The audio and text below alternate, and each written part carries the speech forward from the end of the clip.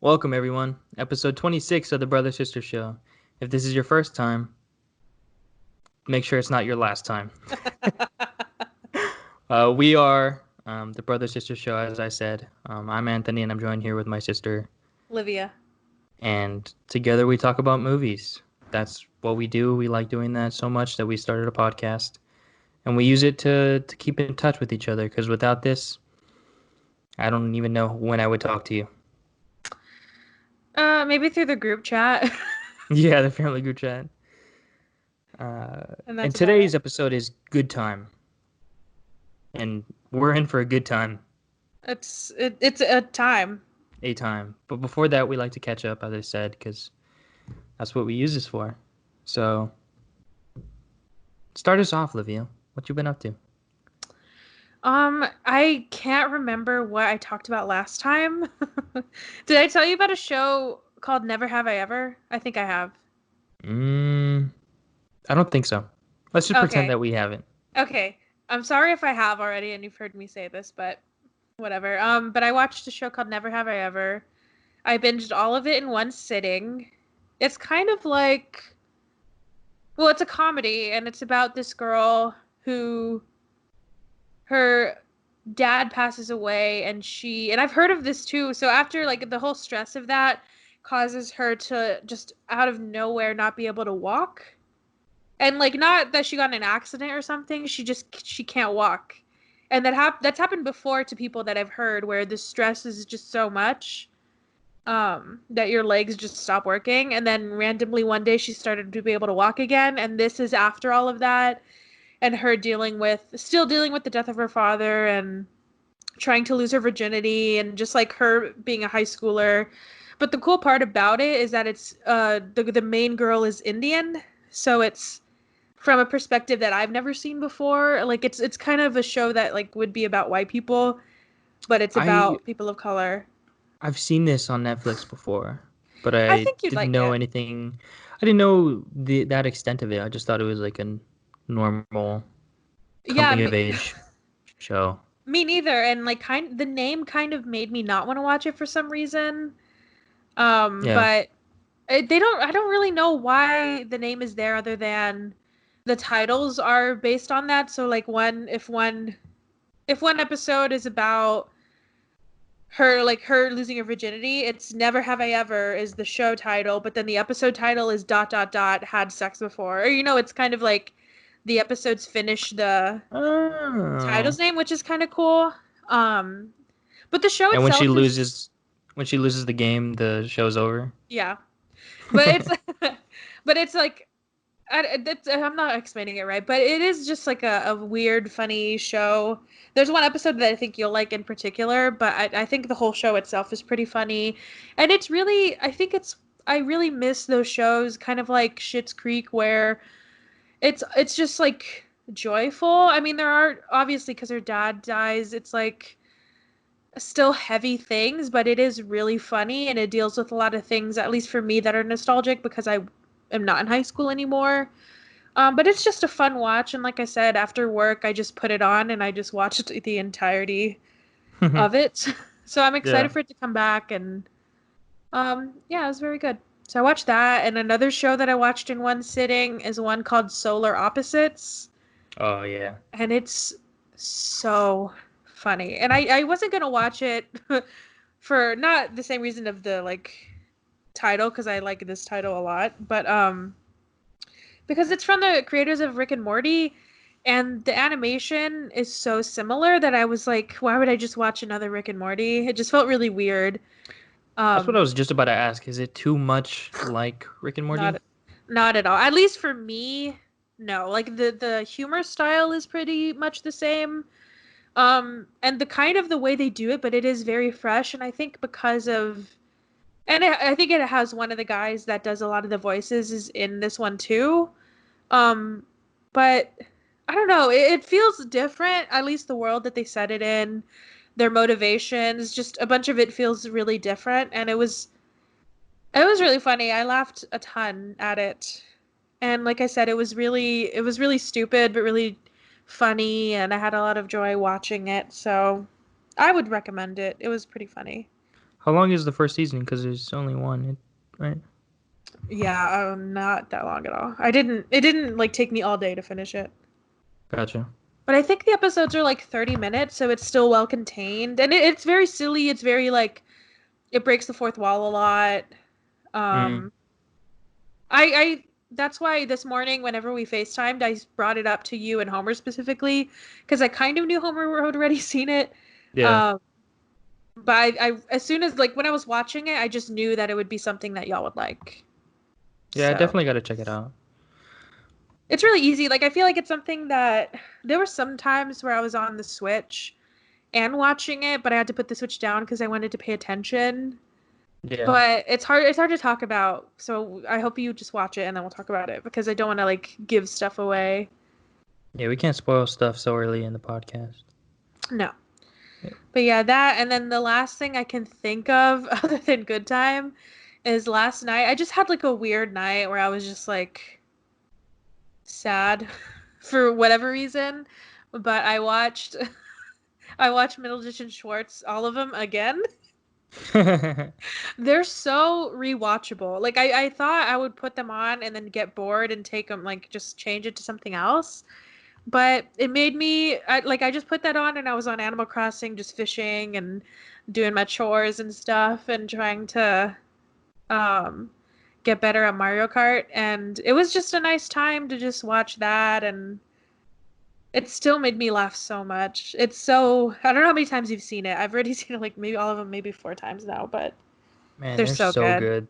They're They're so fucking so funny. they're so quick and so smart with it. It's insane. Yeah, I don't get it. But I yeah, that's aspire to oh, be like same. that. I don't because I know I could never. But yeah, that's basically it. There's no updates on my life because like I'm still here, just doing nothing. Yeah. Um. Do you have Well, what is that? Do you have a surprise for me? no, this is just a bag that I forgot to Oh, fold up. Well, as of last Tuesday, I am done with the semester. ooh. Did I already say that? I feel No. like I already talked about that. You said you're almost done. Oh I'm wait. done. Yeah, you said you're almost done. I'm done. Sophomore year in the bag, ready for junior.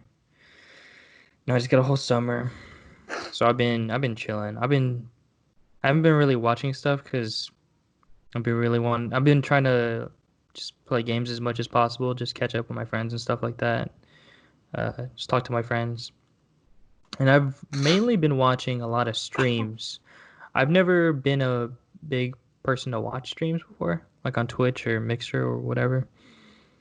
But Noel Miller, he's very good. He's a very good streamer. I see his highlights, Yeah. but I should watch the stream. I should have watched the one where I think all the games that they played, he used a wheel. Oh my gosh. Oh my god. I wish I watched that one too. And you got a kill in Call of Duty with a wheel, and that slingshotted him into streaming with like F1 Oh yeah. drivers. And so I've been watching all those streams, and I know nothing about racing, but I was really into it because just seeing him like super nervous about it, I don't know, it's Oh super yeah. funny. Because I think he's really into racing in general, so I think he knows who those people are, so it probably makes him a little bit nervous. Yeah, you could definitely tell, and he says it too. He has like a racing coach, and he's done like two streams where they're racing for charity, which is pretty cool. They raise money for UNICEF. But yeah, I've been watching that, and actually, Thomas Middleditch streamed yesterday, this past Saturday. By the time this comes out, he was streaming like some modded version of Skyrim, and he's just it's just so funny to see him think because Skyrim. I don't know if you're familiar with Skyrim, but it's just like this Not at open all. world. It's just like you do whatever you want, pretty much. You can follow these quests, you can do whatever you want. Like It's like Minecraft? huge, kind of, where it's just huge, huge map, open world. You just do pretty much whatever you want. And just see him just come up with all these characters and all these funny voices. I mean, just being himself is so funny to just watch. And he would take so long to just go through buying something or just talking to like an NPC or someone. I don't know. He's super funny. I don't know. Ever I feel watching like that? an improver is probably the best person to watch Yeah. during those because comedians, like, I mean, comedians too, because like Noel's a comedian, but yeah, interesting. I haven't watched a lot of streaming either. Maybe I should get on that. Yeah, I mean, I I don't know. It's fun. What Just else put it have you on in been? the background. Uh, I started watching Working Moms. So you had talked about it on this podcast, and What? Kayla talked about it. You talked about Working Moms. Have you seen it before? I couldn't even pick that show out of a lineup. Oh, I thought I've you'd. never talked about it. There's a movie called Fun Mom Oh, Dinner that I love, but Working Moms, I have no idea what that is. maybe it's that. I don't know. I thought you talked about it. No, Interesting. never. Let's cut I that. was I'm just wondering playing. why. I was wondering why earlier you mentioned it, and I was like, okay, like I don't know what that is. I really thought you mentioned it. I know for sure Kayla's seen it, and my friend Destiny was watching it, and she was like, because I've been catching up with my friends a lot more recently, just because of the free time, and she was telling me about it, and I was like, oh, I've heard nothing but good things about it. Should I watch it first episode? She was like, I don't know if you'll like it, and I immediately felt challenged, so I had to watch it. Oh, so It that's was, how you get you to watch something? yeah, but I mean, I guess Oh, I don't know if you'll I get it. you're just not there yet. Revisit it in like 5 years. I'm Become a surprised. mom. I okay, so that's one thing I'll say. It feels weird because I can consume whatever I want. I can watch whatever I want, but I feel guilty watching it because Why? I know I'll never relate to these people. I don't know. It's a really funny show though, and some oh my gosh, if you watch it, Jenny is so dumb. She's so dumb. She's the dumbest. I will say, okay, I'm interested that you brought that up because I mean, not to invalidate that, because I kind of understand what you mean, but I don't think you should feel guilty. Because there are some things that I see and I'm like, oh yeah, I mean, but that's weird though. I wonder if this has to do with just like being a man versus being a woman, because there are some things that I see where I'm like, I thought that was not good at all, but it's not for me, so whatever. But it's never, oh, like, oh, this is for men. It's always like, oh, this is for comic book nerds. Or, oh, this is Mm, for people that like Shakespeare. Or, you know what I mean? But, like, you can like whatever you want. There's some stuff that I've seen that are totally not within, like, I think I don't like sports at all. Like, I watch it every now and then, but some of my favorite movies are sports movies. yeah. Sports movies are so good because they're just good. So like I see what you mean, but I mean, if you like what you like. No, yeah, for sure. I'm not saying it's not a good show or whatever. I really I enjoyed know it. what you mean though, yeah. Maybe I just explained it wrong because I just feel kind of weird watching it because some jokes I know I'd laugh at it more if I had gone through or will go through what these women go through. Oh, I see what you mean. So I'm like, I feel like a little weird laughing. I don't know. Oh, okay. I can kind of see what you mean. Like if you watch a movie that's predominantly based in and made for people of like a different race, Yeah, in a but way. you're like that's funny, but like some stuff is like funnier or funny in different ways to different people. I see what you Yeah, mean. I appreciate the show. I really do because I've never seen anything like it. Yeah. So, That's like me suck on liking that, Big Destiny. Mouth. Yeah, Big Mouth is crazy. Because some of the stuff I'll have to ask Sebastian, I'm like, did boys do this when you're younger? It's very strange. But I think they're starting, Big Mouth though is getting better because like every season is starting to include women more and other experiences. So there's some stuff like some songs or some like episodes they'll have that are more geared towards my experiences, but there's some where I'm like, I can't understand this. Yeah, I me don't and get Kayla it. were watching it together, and she's like, "I don't want to watch this. I'm done watching this." Which, I Yeah. mean, I love that to each show. their own. Yeah, I that's haven't revisited it. I haven't felt a need to. yeah, it's not one that I'll like rewatch or I finished all of the seasons, but well, what Yeah. else are you watching? That's pretty much it. I mean, I don't have a. I have a video in the works. That's that's that's what I've been focusing a lot of my time with. And like I said, playing games just because. Now that you've brought up streaming though, I do have so I've been talking about this all week, but one of my weird like vices throughout this whole experience is that I've been really binging videos about YouTuber drama Oh my and gosh. YouTubers that I don't know them at all. I've never seen any of their videos. And all I know is the drama that they're entangled in. And one of the dramas, though, is about streamers. Do you know what I'm going to talk about? No. That so there's this like there's three different videos that I've seen of streamers basically begging for money. Oh, you're talking about like what Cody and Noel talked about on their podcast? Yeah. Oh man, that is rough. I Are just they like $5 is $5?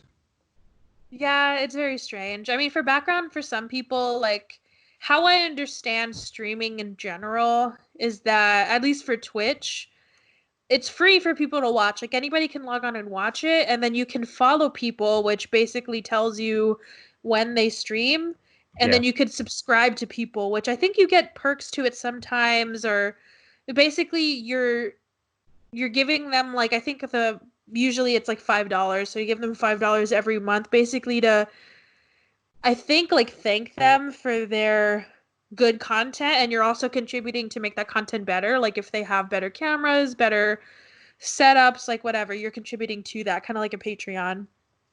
And there's some people that have been like basically begging, but also starting to degrade people for not subbing to them. And it's a very interesting drama that I've seen, and I just wanted to see if you saw it. It's also very entertaining and very hilarious to see it. I I only watch Noel and Thomas. Thomas doesn't stream that often. He doesn't have like a schedule or anything. It's just like he's Random. playing. He wants to play games, and he doesn't really talk to. Or the one I watched. This is my first one that I've seen of his. He doesn't really talk to the chat. A lot of Twitch streamers they like interact with the people who watch, and there's a little chat on the side, and you could type whatever you want to them. He doesn't really do that. He's just it's just you're literally just watching him play a game, and he's just acting out all these characters. But Noel, he's more interactive. He's like you've seen those videos. He'll just it's pretty much exactly like that. Where he interacts with them. He's like, "Oh, what's up, chat? How you guys doing? Thank you for subscribing. Whatever." And a lot of people too, if you do, we only talk about movies on here, but if you do want to like watch a streamer, then there's a lot of people that have started to do charity ones too. So, Yeah, like I think Thomas gives a lot of the money. I think maybe all of the money to charity that he gets. yeah. But yeah. Well, do you want to move on to our guest, or do you have anything else to talk about? I got nothing. I got absolutely nothing. So yeah, we'll cut it Okay. to our very special guest, a good friend of ours. You Known introduce her our guest, for a while. It's our sister, Emalee, our other sister. the evil sister. No, her name's Emily. She's I don't know what kind of introduction we give to her other than she's um, our sister. her name is Emalee. We'll ask her if she wants anything to plug, but I know she has her own um I guess brand is what you call it, that she makes jewelry and she just does whatever artists do called Design Girl. At the end I'll tell her to give the actual handles, but yeah, she's an artist. She lives up in like the Dallas area, so this is another sibling that we have to keep in touch with, not Homer in the other room screaming at whatever. Yeah, her address is straight up. But yeah, she has a dog. I don't know how much more information we can give about her.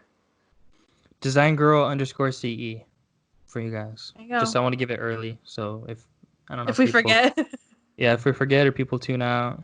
But yeah, whatever. she makes really cool jewelry. It's hard to explain like the art she does because she just does like a bunch of stuff. So There's some clay. She does a lot. she also just does like, maybe I'll post one of the things she's drawn for me with me and Ari.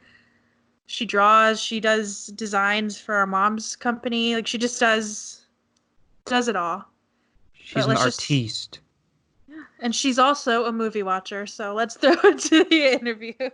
Here we are. Very special guest, Emalee, our sister.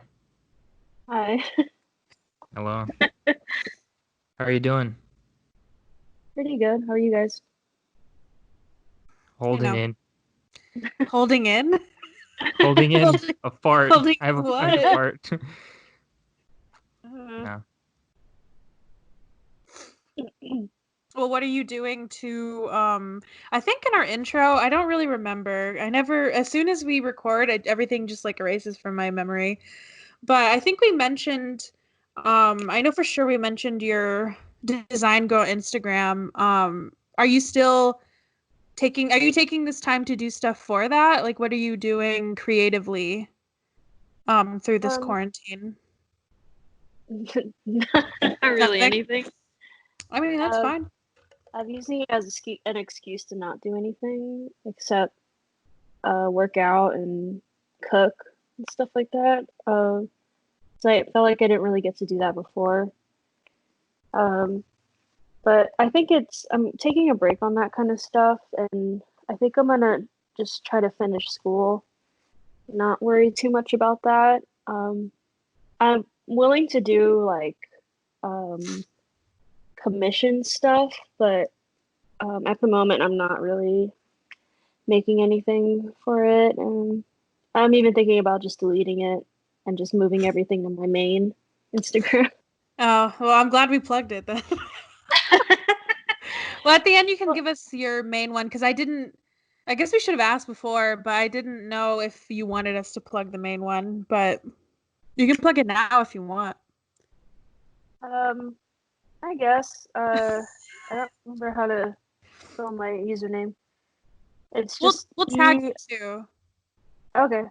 Yeah, I don't really post on either, but when I do, it's mostly on my main account. I have a hard time posting and deciding on what I want to post, so it's normally I never post anything. So, what have you been cooking? You said you've been cooking more. Is it like random stuff? Like you want to try new stuff, or is it you want to perfect something? But it's like the weirdest shit you could I've been baking a lot. Like Pop-Tart smoothies?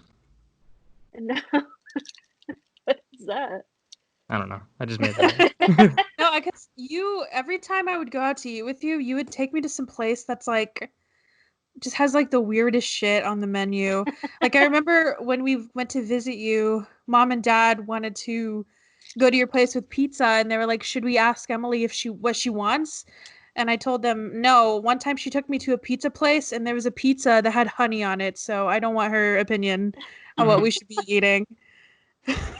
But apparently that's like a thing. I don't know. But well, I like to try new things, and I'm not really good at like if I try one place and I like it, I try not to go again for a while. I'll try something new. But I haven't been eating out. I've mostly just been baking and making a lot of Asian food because I love Asian food. What's a recipe that's been your favorite that you've made? I made it today, actually. It's like this glazed chicken ramen. So I glaze it and bake it and then just add it to like a ramen. But I don't make the ramen from scratch because it takes a long time to make. A lot of ramen. I wonder, what if That's a good thing that we haven't really talked to people about is what people have been eating. Like, what have y'all been eating, Anthony? So Emily lives in a different city. I live in a different city. And then Anthony lives currently with our parents and our brother. So what have you guys been eating? I Breakfast. feel like You feel like what? I can oh I feel like it's 5 things that rotate, and I can probably yeah, name it's, I off was gonna 5. say probably the same. Spaghetti. Dinner is normally where like we haven't had the same dinner in a while. Mom will normally make a different dinner. Today was it was just like some meat and broccoli. I don't know what kind of meat. It was like just like beef strips. I don't know. They were like kind of Oh, steaks. I know what you're talking about. Yeah, she got creative after we moved out. Yeah, she really did. Of course. She's been baking too. She made some sugar cookies that were phenomenal. Ugh. From scratch? I don't know. I didn't watch her. They were the pull and bake ones. And she's been because one of our aunts gave us a bunch of apples. So she made like apple bread, she made apple like Dang. cupcakes, and an apple brownie. The apple brownie is fantastic. It's so good. What the fuck? It has like cinnamon. It's like the right amount of crunch. It's perfect.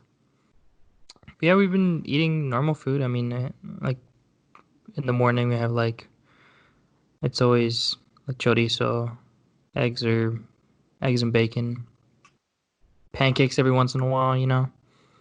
Lunch is just like whatever you make, like whatever I make myself. Today was a grilled cheese.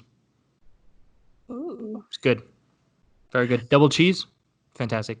Oh my god. I haven't been good about. I thought like as soon as quarantine was happening and I was able to work from home, I thought I would be more adventurous with cooking, but I'm really not. I feel like I eat like a college kid. I probably eat like you, Anthony. I'll just eat like a grilled cheese. Or if I get bread and I have cheese, then I'll eat grilled cheeses for all of my meals for like a week until the bread runs out.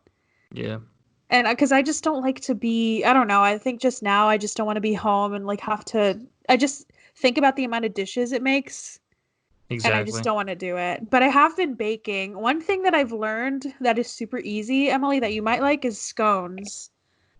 Hmm. Scones are so easy and there's so many different kinds. I've made chocolate chip ones, but you can just make like regular ones, vanilla bean ones. So I would try that if I were you. It doesn't need much um like ingredients, and the act of making it itself is like not that bad. But yeah. I think the thing I've been struggling with, and if people that are listening, if they have, this is like turning into a cooking podcast, but if people have like tips on how to use the stuff you have, because I feel like I just buy random shit and I don't know what to do with it. I'm not good at grocery Yeah. shopping, is what I'm figuring out. I've learned to I'll buy as I need. I don't go for one big shopping trip for groceries and then that's it. If I need something, I'll go out and get it. Like if I need ingredients for one recipe, I'll go and get it instead of just having it always. Even Fair. now? Sometimes, yeah, but not as much just because of the situation. But before, I would do that all the time. Maybe I'll do that once it's safe too. All right, but let's get back to the main thing of this podcast is what you've been watching. So what have you been consuming as far as entertainment? Me first. Yeah, this is we're interviewing Uh, you. mostly music. Um, I don't know if you guys talk about music No, at I'd I love all. to. mean What are you we listening to? can. If you look at my Spotify, I've been really liking like really weird like ambient music. Like there's this artist named Brian Bennett and he makes like this it sounds like something from the 80s, but it's like ambient alien sounding music. Have you listened to the new Strokes album? No, I haven't. There's Does it this sound like that? song. There's this one song that like I get those vibes from. It's called "At the Door." I'll send it to you after this. But it's such a good song. But that's the same. You could have been describing that song. Yeah, or I've been also listening to like old what is it? This guy named Jerry Rafferty, and he does this is totally different. This is like 70s, it's like country almost, but not really. It's more like mainstream not mainstream country. It's like old traditional country. But I go from that, I'll listen to that, or like black death metal or something sometimes. I listen to everything. Right. Norwegian black metal specifically is what I like. Yeah, I can't say I've heard that before. Do you watch? Is only your music taste weird, or do you have weird taste in movies? Do I what? Well, What was it? your music taste is kind of weird. Do you have a weird taste in movies? Or like an eclectic taste, I guess? I wouldn't say eclectic, but I definitely try to watch. Um, I really like weird movies or just stuff that is not conventional, I Like some Tusk, guess. Human Centipede Yeah, type. or yeah, a little bit, Comforting. or like 2001 Space Odyssey, like really weird movies, or The Tree of Life. Uh, but yeah, I'd say they align. I get some of my music even from the movies that I watch. Yeah. Well, do you have any comfort movies that you watch, or is it mostly just weird shit? Like, do any of those comfort you, or is your comfort kind of just being uncomfortable? I was thinking about this because I was listening to your previous episode Mhm. about comfort, and I I don't think think I I would can have an guess. answer. I think I What? know what yours is. I think Big Fish is yours. Oh, I think so, only because it's nostalgic for me, Yeah. but I haven't seen that movie in a while. I think I don't know. It's hard to say because I don't like being comfortable watching movies. I don't think movies are supposed to make you, or they're like supposed to make you feel something, but I don't think it's necessarily comfort. Yeah, I get that. you don't have one though that you just like revisit sometimes, or that you just like to watch, like even if you just go on YouTube and watch clips of it just to like laugh or feel I happy. do, I do, but it's not comforting. I think it makes me feel better about myself. Well, that can be comfort too. I mean, we talked about it on I don't think the last one, but there was an episode where I talked about how there was like a really during this quarantine, like we had a really rough week, and I think during that time I didn't really want to watch anything comforting for some reason. Like it just felt weird to laugh during that time, so I was binging a lot of like slasher films. Like a lot of movies where like Hush, and then I watched one called You're Next, where it was just a bunch of people getting murdered basically. And it was really weird, but that I just was wanting to watch only stuff like that. So I feel like the idea of a comfort movie doesn't just have to be like a romantic comedy or like what you think it would be.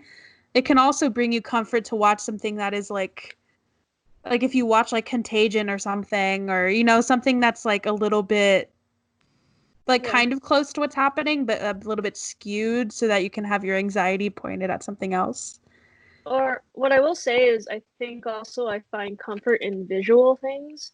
Mm. So if a movie is visually appealing to me, like There Will Be Blood or any of Paul Thomas Anderson movies, if they're visually appealing to me, then I like watching them, and I don't really care about the plot as much or like the Mm. characters.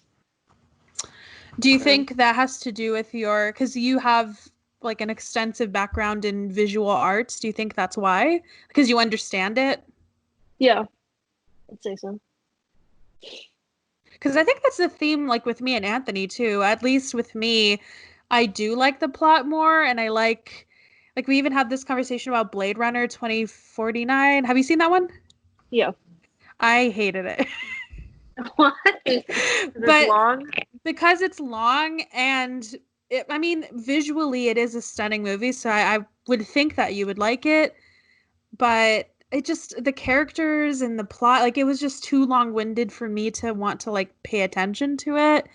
But I don't think it's a bad movie. It's just not for me. And maybe it's for somebody like you or Anthony. I think you I like focus more on everything. music. You like everything, but you like music more. Or you like discuss that more. Yeah, that's what stands out to me.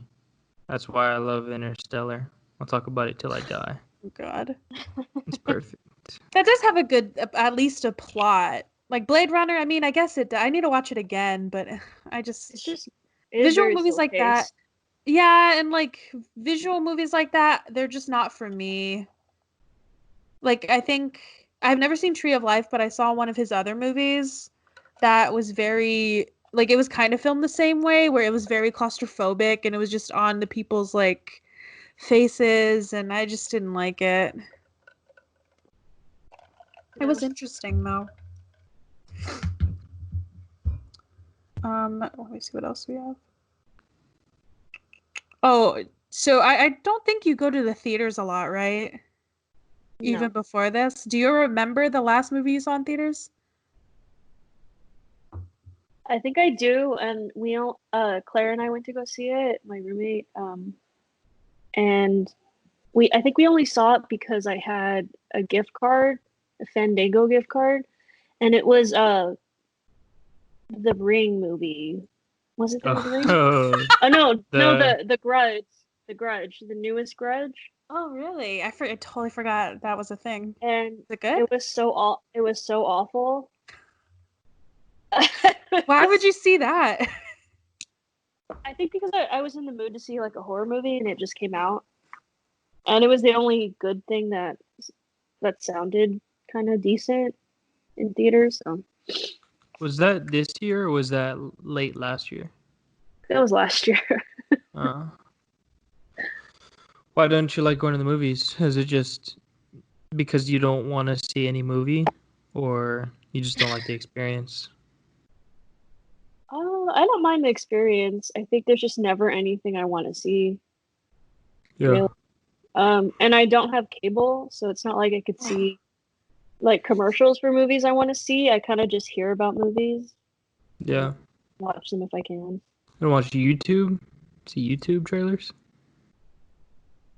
Oh yeah, sometimes. But YouTube is like the number one thing I watch. If I watch anything, it's YouTube. So Gotcha.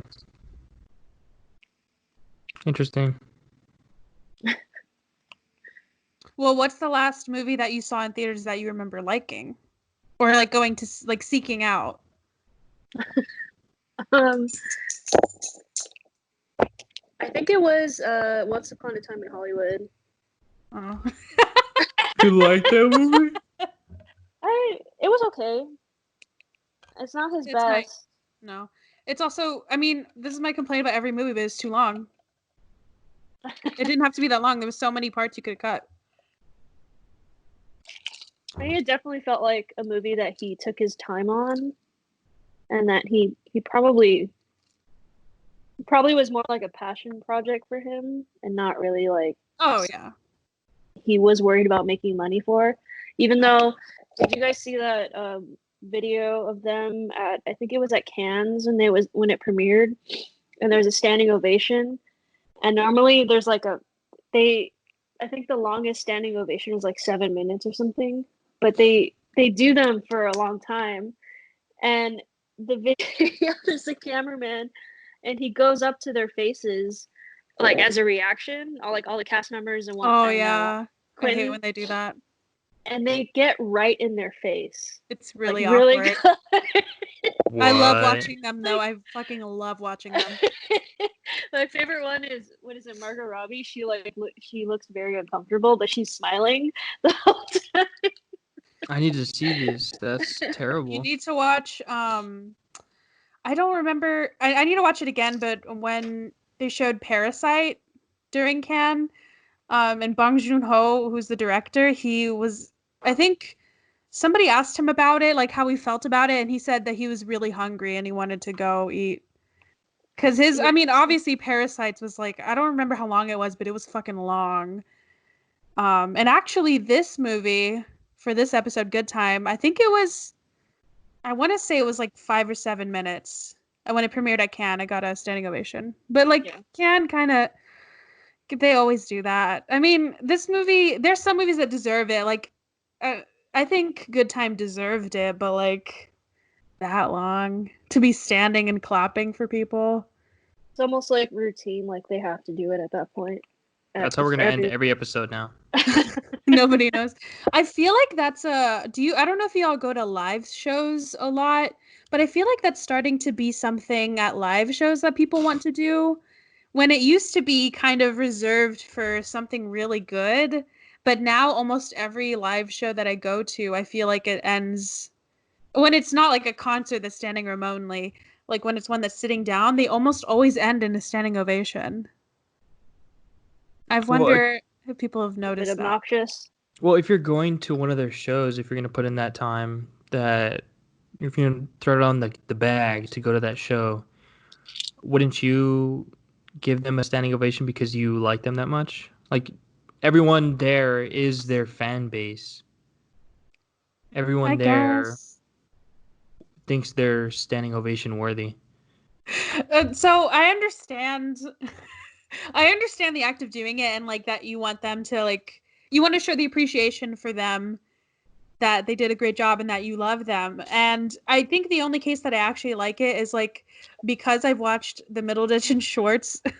I've watched all of those specials so many times, but I've noticed at the very end that's what happens where they all get standing ovations and like they deserve them, but they stay there and they like take it in, you know, they stand on the stage and they like they just stand there basically. But the shows that I go to, everybody just leaves. Nobody's like standing there and like taking in the ovation. So it's very strange to me once people leave to like stand there and clap for that long.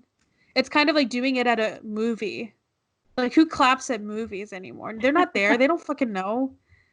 I don't know. We should. The only other time that someone ever claps or gives a standing ovation at someone else doing their job is whenever planes land. We should do it for like grocery store baggers. We should do it for everyone now.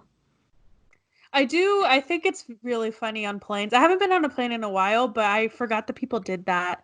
People clap. Or they go like, woo! Thank you It's for very not weird. killing us. Clapping Yeah. is just kind of cringy in general. Yeah, I'm a more of a snapper. I don't know if this made me think of this, but I've been wanting to talk about this for a while, and it's perfect that you're on here because I've been wanting to discuss going to the movies on base. I want people to know about this experience because I feel like a lot of people don't. And it's not like super weird. There's only one thing that's very odd, but most of them, I don't know, do y'all have like experiences and do you remember going to movie theaters on base? I don't. Yeah, yeah, Do you yeah. so Anthony, you don't remember before every single movie. First of all, it feels like they were all maybe I'm making this up in my mind, but it feels like they were all in places that weren't intended to be a movie theater. Like it feels like it was an afterthought where they're like, "Oh, this is a good space to do this." Because all of the like concession stands were just randomly placed and maybe in my mind it's just like this, but the weirdest thing about them is before every movie starts, you know, when they have the trailers, or I think it's before the trailers where they have like that little that I think in Regal it's like that little roller coaster, but on base they play the national anthem and you have to stand and you have to do the like you're in a fucking arena. It's very They're just weird. so insistent on being patriotic. That's the trailer nowadays. for America. It's not Every an time. intro show, it's a trailer. This is America. Every time. And I feel like Do you think they still do that? Is that not PC anymore to do that? well, it's on a military base. I feel like PC doesn't exist on a military base. They probably do it. Imagine going to an AMC and they do that. There's just a lot of like weird on base things that I feel like people just don't like. For us, it's normal. Like we have this question of the day at work, like on our Slack, and one of them is, what is one thing that your family did that you didn't realize that you did like all throughout growing up that you didn't realize was weird until you were an adult? And I mean, everything that I could think of was just all military shit. Or the fact that we moved every 4 years, and I didn't look when we moved here, the fact that I met some people that had never moved and that lived in the same house their entire life was very weird to me. Yeah. Never came across this. What about y'all? I guess y'all can answer that question. What is one thing about our childhood that you didn't realize was weird until you became adults?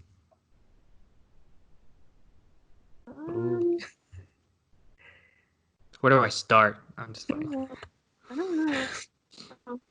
I think maybe just like I don't know. well, it's hard because like I don't think our lives were that different, but I think if I could probably think of something, I just can't right now. it's weird because the things that I've lived, I don't think are weird or I don't think are normal. You've never had those moments though that's pointed out to you? That's what I mean. Like for instance, this one's kind of sad, but there was one time where I had friends come over and I don't know why, I don't remember why they came over, but it was like after dinner. And I don't know if y'all remember, like usually after we ate dinner, we would all kind of migrate to the living room and just watch like America's Funniest Home Videos. And we would just sit there and watch it. And my friend looked at me because we were in the other room like doing a puzzle or something. And he was like, "Do y'all do that a lot?" And I was like, "What?" And he said, "Do y'all always just like all sit in the living room and watch TV together?" And I was like, "Yeah, I mean, sometimes like one of us will be upstairs or something, but for the most part, yeah, we'll just watch TV together." And he was like, "Oh, I don't remember the last time my family sat together and watched TV." Crying. And I was He's like, I have to go. I have to go. And I was gonna put that in my group chat, but I was like, that's really sad. Got me crying on a 8 a.m. on Monday. Or just stuff like that. And I was like, oh, I didn't know that was weird. I think maybe our lives are weird compared to other people, maybe because we get opportunities that people don't normally get. Yeah. Like, there's like a weird military family, like discounts or like opportunities, and like, which I think, are very much deserved, but I think maybe that is something people might not ever get to experience. Something like that. At 15%, baby. For life. They didn't take my ID away. I still use it. Really? Yeah. Well, I have. It's my right. No. No, well, I don't use it. I mean, I don't. There's not really. It's not significant anymore. I don't really go and shop places anymore. But yeah, that military kid life is weird. I'd say this isn't like. This is just our family. This isn't military stuff. We make fun of each other a lot more than other families. We can get pretty brutal. I don't know. That's true. I wonder if people can tell from like listening to this podcast.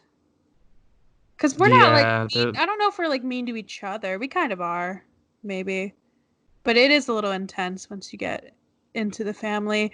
Like I don't know if Kayla felt the same way, but not to speak about Sebastian's experience, but like he's more of as a person, he's more of a really like quiet and like his family doesn't really do that as often, or if they do, it's like the older people that do that. So I think it's kind of strange that like I can make fun of like our grandma or something, you know? Like Yeah, it's not a thing. I think another thing, or that just adds on to that, is just all my friends, their parents are older. Like our parents are pretty young. And growing up, I mean, they were even younger as time works. I don't know if you guys know that. But like just noticing that, it'd be like, oh, your parents are how old? And I'd say, and they're like, that's like extremely young. And that just adds on to it, just like more comfortable. I don't know, that age gap. There's some correlation of I don't know, like But even now, like even with my friends that are like adults, they'll hear how when I'm on the phone with mom, they hear how I talk to her, and they're like, why? They're like, I would never refer to my mom as bitch ever in a conversation. And the fact that you just said that is very strange to me. Or when like I'll tell them, oh yeah, my sister's in town and I'm gonna go to San Antonio and me, her, and my mom are gonna get tattoos, and they're like, you yeah, get tattoos with your mom? And I'm like, yeah, she gets them all the time. It's very strange to people, I guess.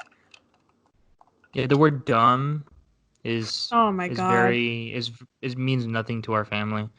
Like kind of similar thing where I'll be with my friends and I get a text from mom or something. Like, who are you texting? I was like, oh, my mom. I just said dumb to her. And they're like, what? Like, what is that? Doesn't even. You calling your mom dumb? Claire will tell me something, I'm like, okay, dumb. She's like, she's like, why'd you say that? All offended. It's like just saying okay. Yeah. Yeah. It's like saying It okay. It's not. It's lost its dumb. meaning. That word means nothing. If I scrolled through our family chat right now, I could probably count like 10 dumbs within the last 2 days. For sure. The last thing, and then we can like move on to the next part talking about the movie, is one thing that Sebastian kind of pointed out is weird, and I have to like explain to people all the time, is like for instance, our aunt sent us a picture of one of our little cousins. And so I sent it, or I like showed it to Sebastian, and I was like, "Oh my god, look at her! I hate her." And he was like, "What?" Like whenever, I don't know, whenever we think something is cute or we like it, we always say, "Oh my god, I hate that," or "I hate her." Pinch her cheeks for us, and like it's just very strange. And I Yeah, like didn't realize it until Sebastian was like, "What?" yeah. Like he'll show me something, and I'm like, "Oh, that looks really good. I really hate it." And he's like, "Do you?" It's like, why do you hate it? I'm sorry. I'm You're sorry so for showing you weird, this. All right. Do you have anything else to update us on, Emily, before we move on to good time? Just that I was drinking this. I started drinking non-alcoholic liquor, and it's pretty good. All right, Just let's move on to the next part. you're just What the drinking fuck? juice. What is that? There's this brand that I found called Kin Euphorics, and it's marketed as a non-alcoholic liquor, but it's supposed to make you like feel good. It has like a euphoric side effect to it. I just got it in the mail today, but I really like it, and it doesn't give you like a hangover or anything. And I think my body doesn't deal with alcohol the same way it used to, so I'm like Oh, 'cause trying out. you're an old woman. I'm trying to try alternatives. So Maybe I should try that because the other day I had like 2 drinks. Like I made a mixed drink, but I just made 2 of them, and I woke up with a headache. And I was like, okay, this is not this is not flying with me anymore. yeah, it's pretty good. I like it. They also make non-alcoholic wine too. All right. Same. That's just juice. You would drink that. All I'm right. drinking this Capri Sun. Oh, I was like, what the fuck is that? Capri Sun. All I right. On that guarantee note, no one else. Oh, I guarantee no one else understood that either. no. On Very that note, niche let's joke. move back to the main podcast. And we're back. Thank you, Emily. What? That was it. That was my transition. Okay. What's it to you? All right. So this week's movie, I don't think we've said it yet, but if you listened to last week's, you know that we're watching Good Time, or we watched Good Time.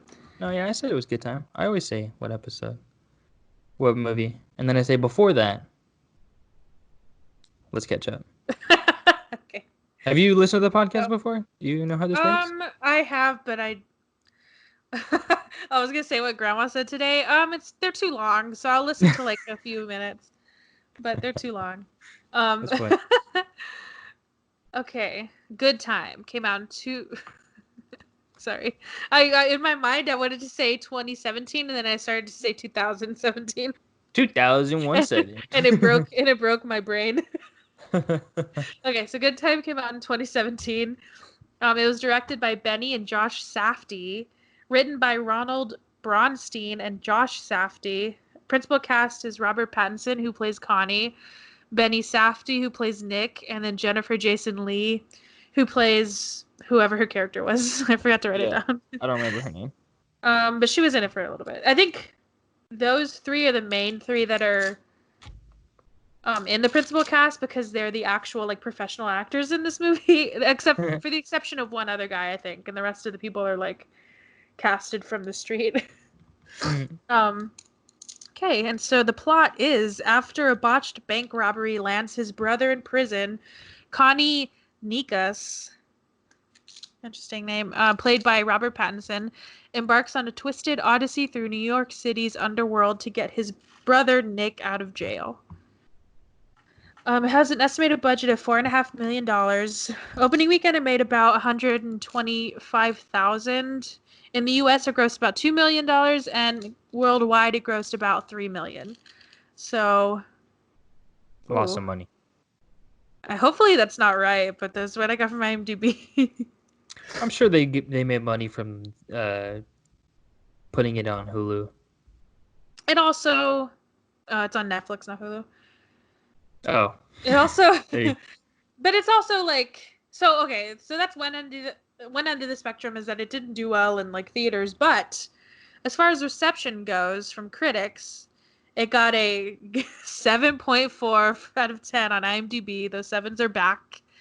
A 91% on Rotten Tomato and an 80. Oh, sorry, I'm like losing it. And an 80% on Metacritic. All right. Yeah. So it didn't do well in theaters, but that's kind of expected from an indie and an A24 movie. It doesn't that's like normal numbers for them. Yeah. So, from the outset, as soon as Emalee said she wanted to watch this movie, I already felt anxious about it because I've seen this once before, and I just know how the Safdie brothers like make their movies, and it's just filled with anxiety, and so I think like having to revisit that just made me nervous again. Yeah, I felt the same way. They're so good. I'm just gonna get this out of the way. They're so good at creating environments or their worlds, just how they want it to be. It's just so unique that unlike pretty much any other film I've ever seen. Yeah. We'll get back to the whole idea of the worlds they create, but yeah, that's very true. And they have such a good pulse on the anxiety itself. Like it doesn't feel like they just do it, like they just put the music in and they put the storylines there to create the anxiety. I feel like they just know this story is not one that is going to be relaxing, and so they Yeah. make it really anxiety inducing. But yeah. So the first scene that we open in on is the scene in the counselor's office. And it's also the scene where we introduce the brother Nick, which is played by one of the directors, Benny Safdie. Which actually, Benny Safdie, he directed it. He also edited the movie, and he also did the sound. Like I think he like operated the booms for some of the scenes and stuff. Whoa. I He did didn't like know the that. sound technician and stuff. I know definitely directed it. I didn't know that he edited it or he was like co-editor on it until when we finished it, me and Mom finished it right now, and I saw his name there, which is very cool. Very There's hands-on. I'll send you the meme, or maybe we can post it. But there's this really funny meme about the Safdie brothers, where it says, because Benny does like a lot of that stuff throughout all of their movies, and then Josh usually writes and directs it. And so to say like Benny Safdie, or it says Benny, writer, director, editor, sound technician, sound designer, like all these things, and it says Josh Safdie. So there's a meme that he like does a ton of stuff, and he also acts in it, and he's fucking amazing. So Oh man. he's in the first scene, and just his acting is so good, and it kind of made me, I mean, a little bit of a spoiler, but I was so surprised when I saw this movie, and he was only in probably a total of like 15 or 20 minutes of the whole movie. Yeah. It was very surprising. But yeah, like, so he's sitting and the counselor's asking him a bunch of questions if he understands what's happening. And he's like asking a bunch of like idioms and like if he understands what that means. And there's a single tear that drops down his face. Oh my god. So good. And the frustration is like the longer it goes on and he's starting to ask about his grandmother and what happened. The frustration is really powerful. It's not like too much, but it's also like really clear in his face, which is really cool. Yeah. And then the boy. and then Connie comes in and makes a mess from the very beginning. Let me just say Yeah. that zoom, that like kind of Oh. swivel zoom when he enters in the room, when Robert Pattinson enters in the room, is such a masterful camera move, and I play it through my mind a lot, and it's perfect. It's so good, and I don't know where I've seen it before, or if I've ever seen it before, but I love it. Absolutely love it. I've seen it before, but I don't know where either. Maybe Uncut Gems. I've just seen it in another one of their movies. Yeah. Oh my god. My stupid cat. Get off. Go ahead and make more noise, please, for the Sorry. audio podcast we're recording right now. I'm sorry. My just cat laugh. is on the little table that I'm recording on. He's just sitting there. Fine. Okay, so but the best thing about that whole swivel though is that it looks like it's a mistake. Like it looks like there's a cameraman in there trying to like record what's happening, and then he's suddenly like surprised by Connie coming in too. Yeah. So good. And like I don't think I've ever seen camera movement, or at least noticed it, that's that intentional. Yeah. That like you can tell they want you to think that. They want you to think like, oh, like we didn't even know this was gonna happen, you know? Which is so cool. Oh man, I can't So even. good. I wonder if they were just if they knew that going ahead, or if they, in the spur of the moment, they were like, let's just try it.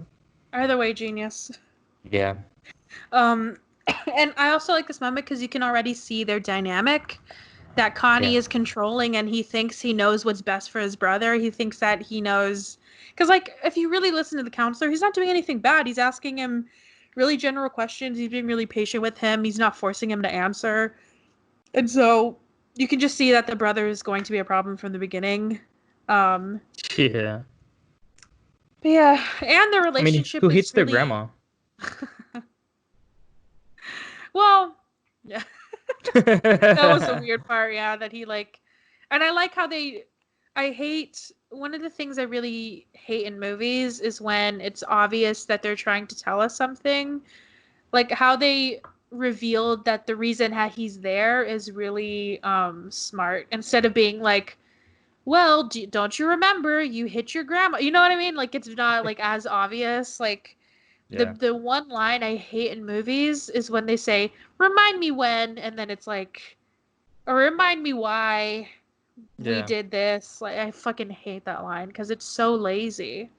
Even names, like when you introduce a character's name, like they didn't say Connie until I can't even remember when the first time Nick says Connie, or vice versa. Like, because you don't, when I'm speaking to you, I'm not like, Livia, how was your day? You know, it's just not like that. Or I don't know. Yeah. And I catch myself doing that too when I write sometimes. I'll like say their name.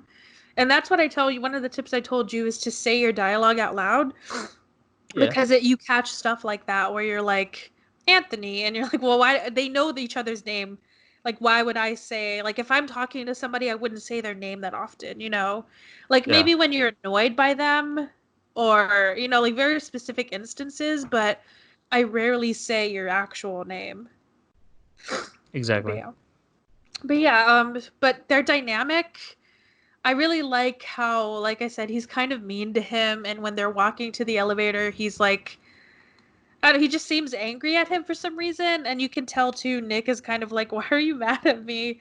Yeah. But then he's really nice to him, and he kisses him, and you can just see their dynamic is very like he's hard on him, but he also treats him, and it's kind of obvious. Like he's in a counselor, and the way the counselor's talking to him, they make it really obvious that he has like developmental issues, and I think Connie, the way that he's like talking to him, you can kind of see that he doesn't want him to feel different. Like Yeah. he it is kind of messed up, but like it's messed up, but in a way, like it does make me mad when people talk like really, like, do you want to do that to like people that have developmental issues because you're treating them like they're children when he's Yeah. like an adult, but it's kind of going far in the other direction of just being mad at him for like having emotions. Yeah. But yeah. So I just really like their relationship. How you can, it is very believable to me that they're brothers. Yeah. And he's just an older brother trying to take care of his younger brother. Yeah, and that's like a huge theme throughout this movie is you kind of ask yourself, at least I ask myself a lot, like, do I hate Connie? And I don't think I do. Like, I don't really agree with the decisions he made. But at the end of the day, he was just trying to like right a wrong that he created. Yeah. Um, but yeah, but talking about Connie, I wanted to do a little sidetrack into Robert Pattinson.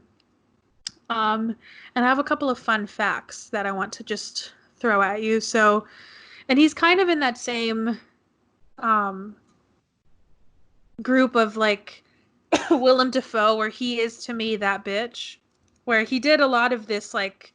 Well, I'll just read you this one note. So during pre-production, to try to find out if the makeup and clothes look realistic, Pattinson went to shops around New York and interacted with people on the streets. He also spent much time as himself with people from Queens to get the accent right and hung out with recently released prisoners. He would let some of them read the script out loud so he could record it on his phone and listen to it when he went to sleep. So he was very dedicated to getting this accent right, which I think it paid off because I think he sounds amazing. For sure. He's amazing in this movie. He's I'll say it. I'll say it. He's one of my favorite actors. Oh, definitely. And he's one of my favorite actors, and he's like one of the favorite trajectories that I've seen. Where we all know, I mean, I hate to bring it up because I don't want to just like, what's the word? I don't want to like just dilute it to just this one movie that he's in, but he started off in Twilight. And I wasn't really the biggest fan of those movies, so I wasn't really the biggest fan of him. But the choices that he's made after that have really showed me that I was very wrong. Yeah. We were watching it and mom was like, wow, he was Cedric Diggory. Oh yeah, I totally forgot about that too. But he was good in that one. Yeah. I mean, honestly, I watched Twilight the other day because it was on E or something, and I just like left it on, and like that movie's ridiculous, but he's not that bad. I mean, for Uh, what it was, like, I mean, what? Who else? Or like, if you're playing a pale vampire that twinkles in the sunlight, I mean, I think he did a pretty good job for having to play that. have you seen those tweets? Because Stephanie Meyer, she's coming out with a prequel to the Twilight And it's in saga. his, and it's in Edward's perspective, right? Yeah, and they're like, if he makes it, or someone tweeted, Robert Pattinson just threw his phone into the water, into the ocean. Oh, did you see Oh, he like had an interview where he said if they did another Twilight, he would do Botox so that he could like do it again. And somebody was what? like, "Make them appointments, bitch." Dang, he I really said think that? so. But I think I don't know, like if you see some of his interviews, he's just crazy. I think he just says stuff because he thinks it's funny. Yeah, I don't know if he actually means it. There's some interviews of his that are just so fucking funny. Like the way that he describes this new Batman movie is hilarious. I'm very excited for it. But he, If it yeah, I ever love gets him, and back he's just, in production. it will, and I think he's just like a funny and like interesting person. Yeah. So I think that's why I gravitate toward him as an actor in general. But I have another fun fact about him that I didn't know about. But the role of Connie was written specifically for Robert Pattinson. And he actually, there's a weird story about how he actually found the Safdie brothers. But they had a premiere. I don't remember what year. I think maybe like 2014. He, the Safdie brothers had a premiere for their movie called Heaven Knows What at South by. And while they were like doing all this circuit at South by, Robert Pattinson, wherever he was in the world, he randomly discovered the poster for this movie. And I haven't looked it up, but it's like this actress that's covered in pink neon light, and it just looks really cool, apparently. And so he was so intrigued by just that picture, not even seeing anything of the film, the trailer, anything. He just loved that photograph so much that he wrote an email to the brothers saying that he really is interested in working with them. That's crazy. That's some like weird coincidence stuff. But also like sorry, I coughed directly into the mic. But also, so they after that they were like, I read another interview where Josh and Benny were like, they're talking to their publicist or their producer or something, and they were like, "What do we do with this?" And they're like, "Well, fucking respond to it. What do you mean?" Because one of the brothers said it was a really like that the reason that they wrote this character for him is because how the email read was very like energetic and kind of crazy. Because if you can you imagine what like just seeing a poster and liking it so much that you want to work with the directors of the movie, that's really chaotic energy.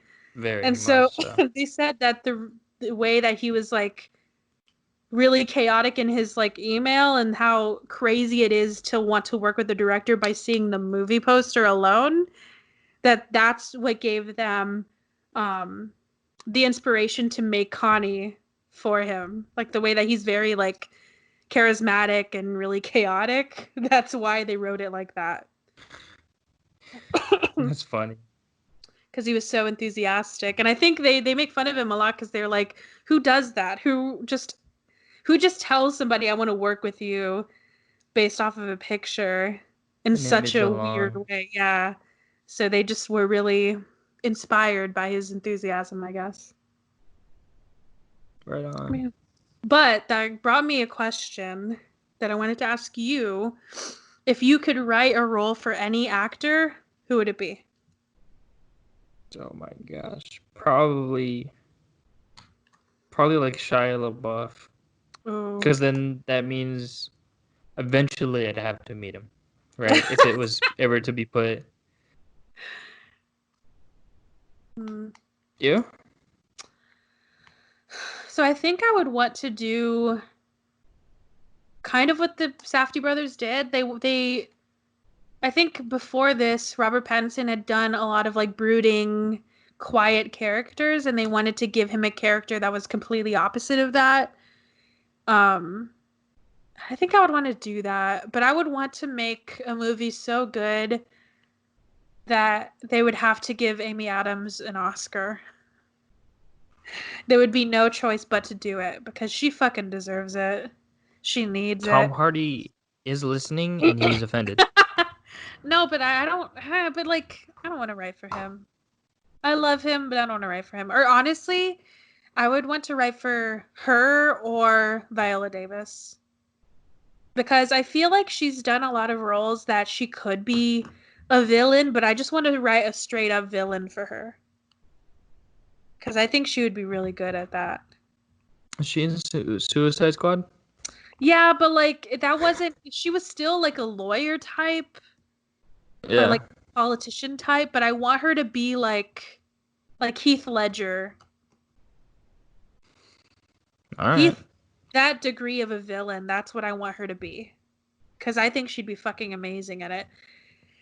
Because that's one thing a lot of people don't do is like you give a Heath Ledger somebody like a character like that. You don't give a fucking Jared Leto Joker. You know, you give an actor a villain role because they know how to do it. He's I also listening and he's very upset. Well, good luck. Godspeed, Spider-Man. Okay. All my right. my next note is so they like immediately after this they go rob a bank. And what I It's will like the say is next probably shot. the best mask I've ever seen for like he's very smart with it. Like obviously Connie planned it all.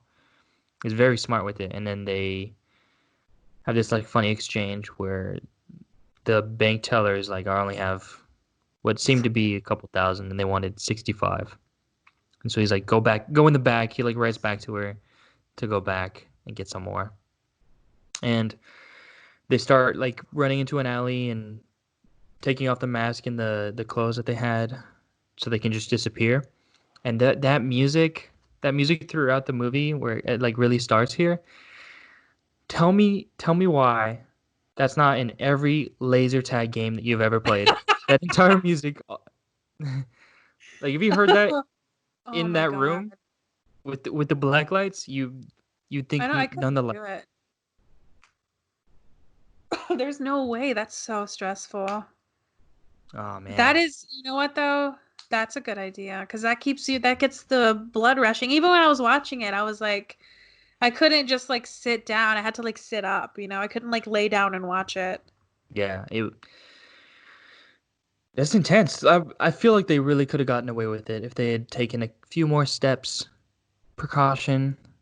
But like, They why could check the have, back? but like that's like the issue of like I think to me it brings up that issue of him treating his brother like a regular person, you know, like a normal functioning person, which in many ways I'm sure he is. And there's not a lot of people like I couldn't pull that off, you know, so it's not like it's anybody could do that, right? But like for him to not notice his brother's limitations is really what fucked them up because I feel like there's a way you could get away with that and not being noticed at least for a couple of hours or days or something. But to put your own brother in that kind of situation when he can't really consent to it himself without knowing exactly like what that lawyer was saying whenever they eventually did get caught and the lawyer's trying to tell her or trying to tell him like I don't think you knew exactly what was at stake. I don't think you understood. So that was Yeah, kind of fucked up of him. But in another way, you're like, yeah, but he wanted to like treat him in a really fucked up way, but he wanted to treat him like a regular person, which I bet a lot of people don't do. So yeah. I really like the scene. So they go right into the alley and they're getting rid of all their clothes, like their outerwear. And he's like hyping him up almost. Like oh, Connie, he's he's like, like you were fucking amazing. Oh, yeah. yeah, he was like I couldn't have done that without you. All this stuff. I was like that. Like even in that moment, he took all that time to say that. I don't know. It's just He is a good it brother just in so many ways, but like not in the ways that you want him to be. yeah. You So much happened so fast in this movie. Like 15 minutes in, and Nicholas is already arrested. Cause and the way he gets know. arrested is so funny. Before that, though, so they're in the car and they have their money, or they're in a taxi, they have their money, everything's fine. And then Connie gives the bag to his brother because his brother wants to hold it. But I think she took the backpack, right? And she put the money in. Yeah, she took it into a back room to presumably get more money. So what we can assume she did is that there's a specific dye that you can like some like it's kind of like a smoke bomb basically where whenever somebody tampers with it like explodes so that you can see who stole the money and I think that's real. I don't know.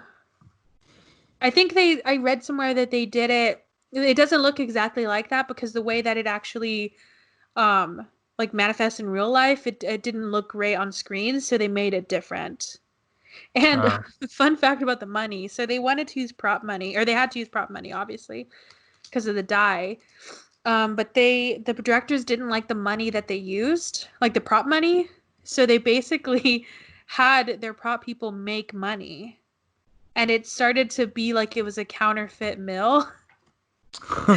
And he said that one of the guys that was like cutting the money, he wouldn't talk to anybody. It was like really shady and What the? weird. And it was such good counterfeit money that Robert Pattinson accidentally bought cigarettes with it. What? But yeah, a little fun fact that I remembered. But so yeah, that dye goes everywhere. And as soon as the dye came out, I was fucking stressed. Oh Even my now, I was like, gosh. yikes, because it's all over them. It's all over the money, so they can't use the money anymore, and it's all over them. And what a goddamn mess. And then before they get arrested, they get chased through a mall, which is another aside that I want to do about the worlds that the Safdie brothers create, which are actually real worlds. And I'll explain what I mean by that. So at this part, they're being chased through a mall, is where they eventually end up like running through. And for this scene, the Safdie brothers hired real cops for that mall chase scene. And instead of like, I think whenever they were doing it, the cops were like, "We can close this whole place down if you guys need it."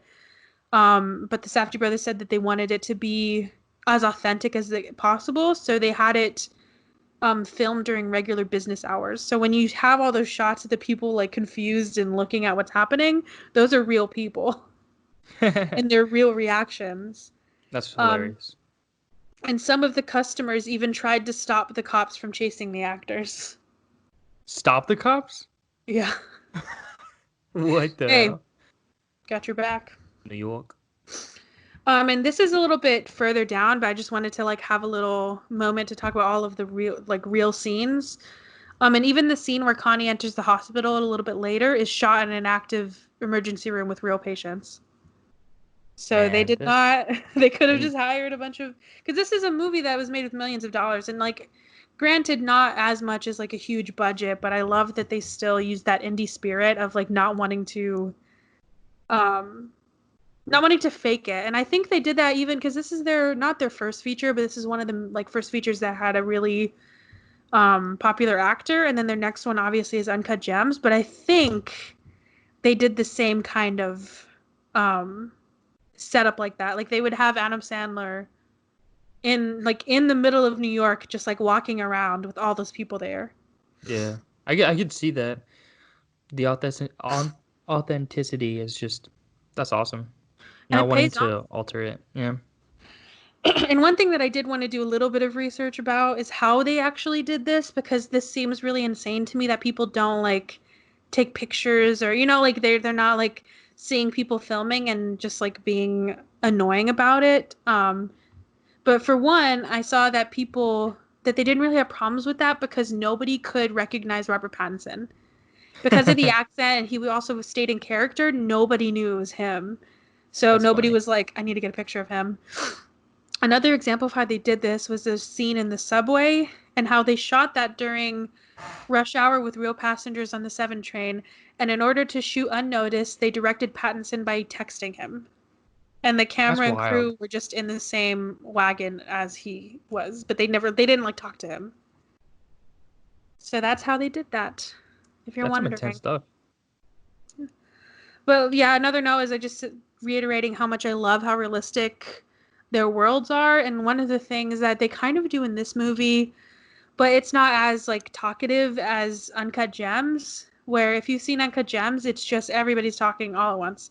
And there's no like trying to, in some movies they try to, you can tell in the maybe in post they'll put some like they'll turn down the mics of some people and then have other people's raised so you can hear what they're saying. Everybody in that movie is at the same levels the entire time. Yeah. But I mean, I kind of like that. I would rather not understand what they're saying, but still be like in this world than like them be at a nightclub and I can hear every single word they're saying. You know what I mean? Like it'd be so like Yeah. fake that you can't even that it takes you out of the movie. Yeah, it just speaks to that authenticity that they create.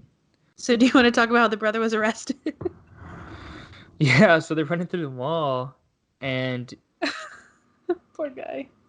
Nick, he falls and he like falls behind Connie. So Connie's just running ahead and they go through an exit where it's like a glass door, like a glass sliding door. So one of the doors is stationary, or it's just like a window at that point, and then the other side of it is a sliding door. So he goes through the sliding door, but he doesn't. He's so far ahead that Nick doesn't see him. So Nick tries to catch up, and he runs straight through the glass. He just Poor like gets guy. knocked unconscious pretty much, and then the cops obviously catch up to him. And then the next scenes after that are him in jail, and this is really nerdy of me, but when they show him in jail and then the credits start, I get chills every single time. That's such a good like place to do it because you're not wasting any time whatsoever. No. And that's what my next note too is that they use every single minute they have. And I hate to go back to this rant, but I will. The rant that I had last episode about movies being super long and using slow-mo and kind of just like I think watching this movie made me realize why I hate that so much.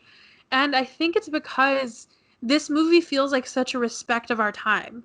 Like even like we said, the beginning credits, even the end credits, there's nothing that is like wasted throughout this entire movie.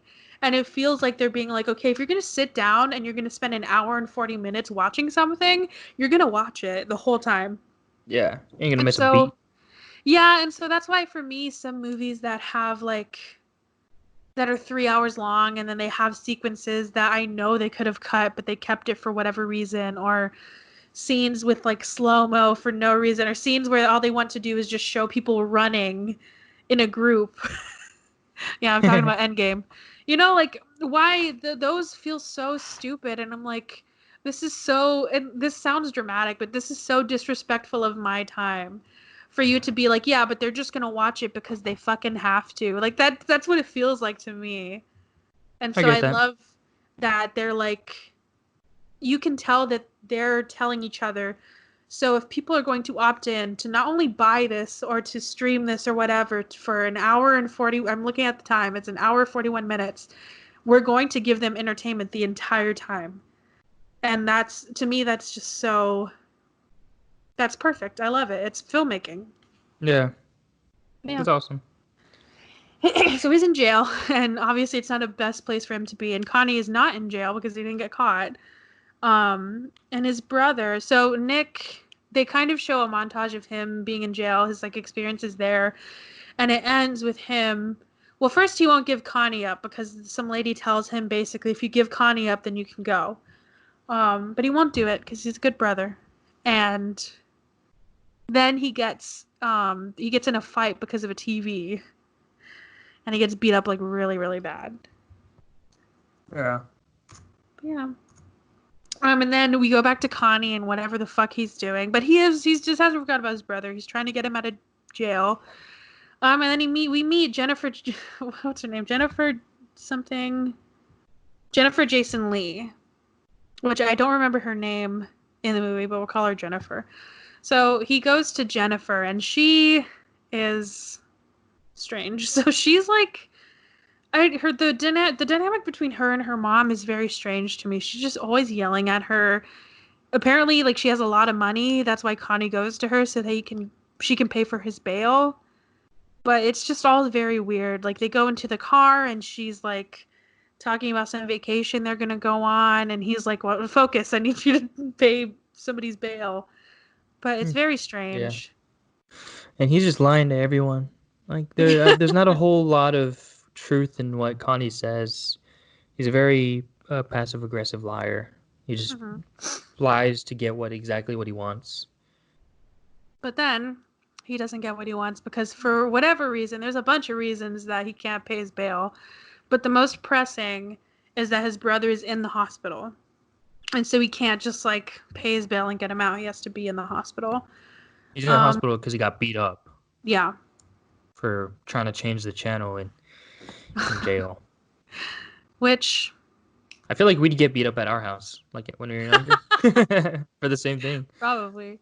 But yeah, so he goes to the hospital, and that's just this whole thing I feel like I'm going to say that's a really stressful scene, but all of it's stressful because he's going and he's trying, and it's so, what's annoying about this movie though is that you want it not to work, but every single time he gets his way. So he like finds Yeah. his brother, and then he gets him out of the hospital without the police seeing anything. And he gets onto this van that just happens to be there. And then he gets off the van and he goes to this lady's house and he's like, "Hey, we got locked out," which they didn't. They're just he just stole his brother. Um and she lets him in. She's so nice. I would never do that. Yeah, I can't even imagine. Stranger, complete stranger. I know. He's so good at it. Yeah.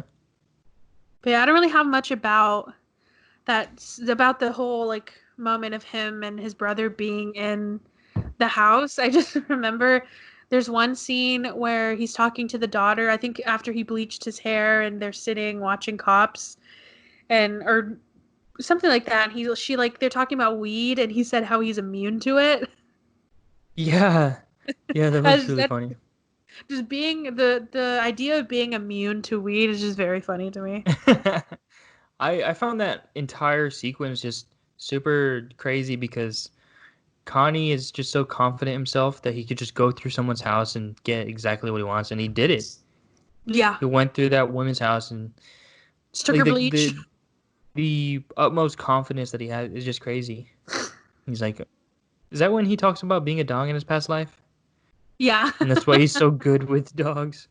Yeah, it's very strange just the way he like I did make a note how he talked about his purpose, and I think he actually believes it. Like he I don't think he thinks any of this is coincidence. I think he thinks like him getting out of the jail, him getting not going to jail in the first place, him getting out of the hospital unscathed, him being able to get to, I feel like he thinks all of this is a higher power helping him to like serve his purpose. And that's what fuels him and makes him feel entitled to all of this. Yeah. It So really I really bothers like me. it bothers me, but I kind of like that they included that. Yeah. It bothered me Um, just watching him just when he went into the kitchen and was like, "Yeah, I'm gonna make myself something to eat. What do you want?" like you're a guest in their house. Like I get he doesn't. well, That is I just think not something that goes to his mind. But this was a note for later, but I think I'm going to mention it now because it kind of plays into what you're saying, and I think I can like kind of hone in on why this bothers you because the directors were talking about the white privilege themes of this movie. And here's a quote. It's a very long one, so stay with me.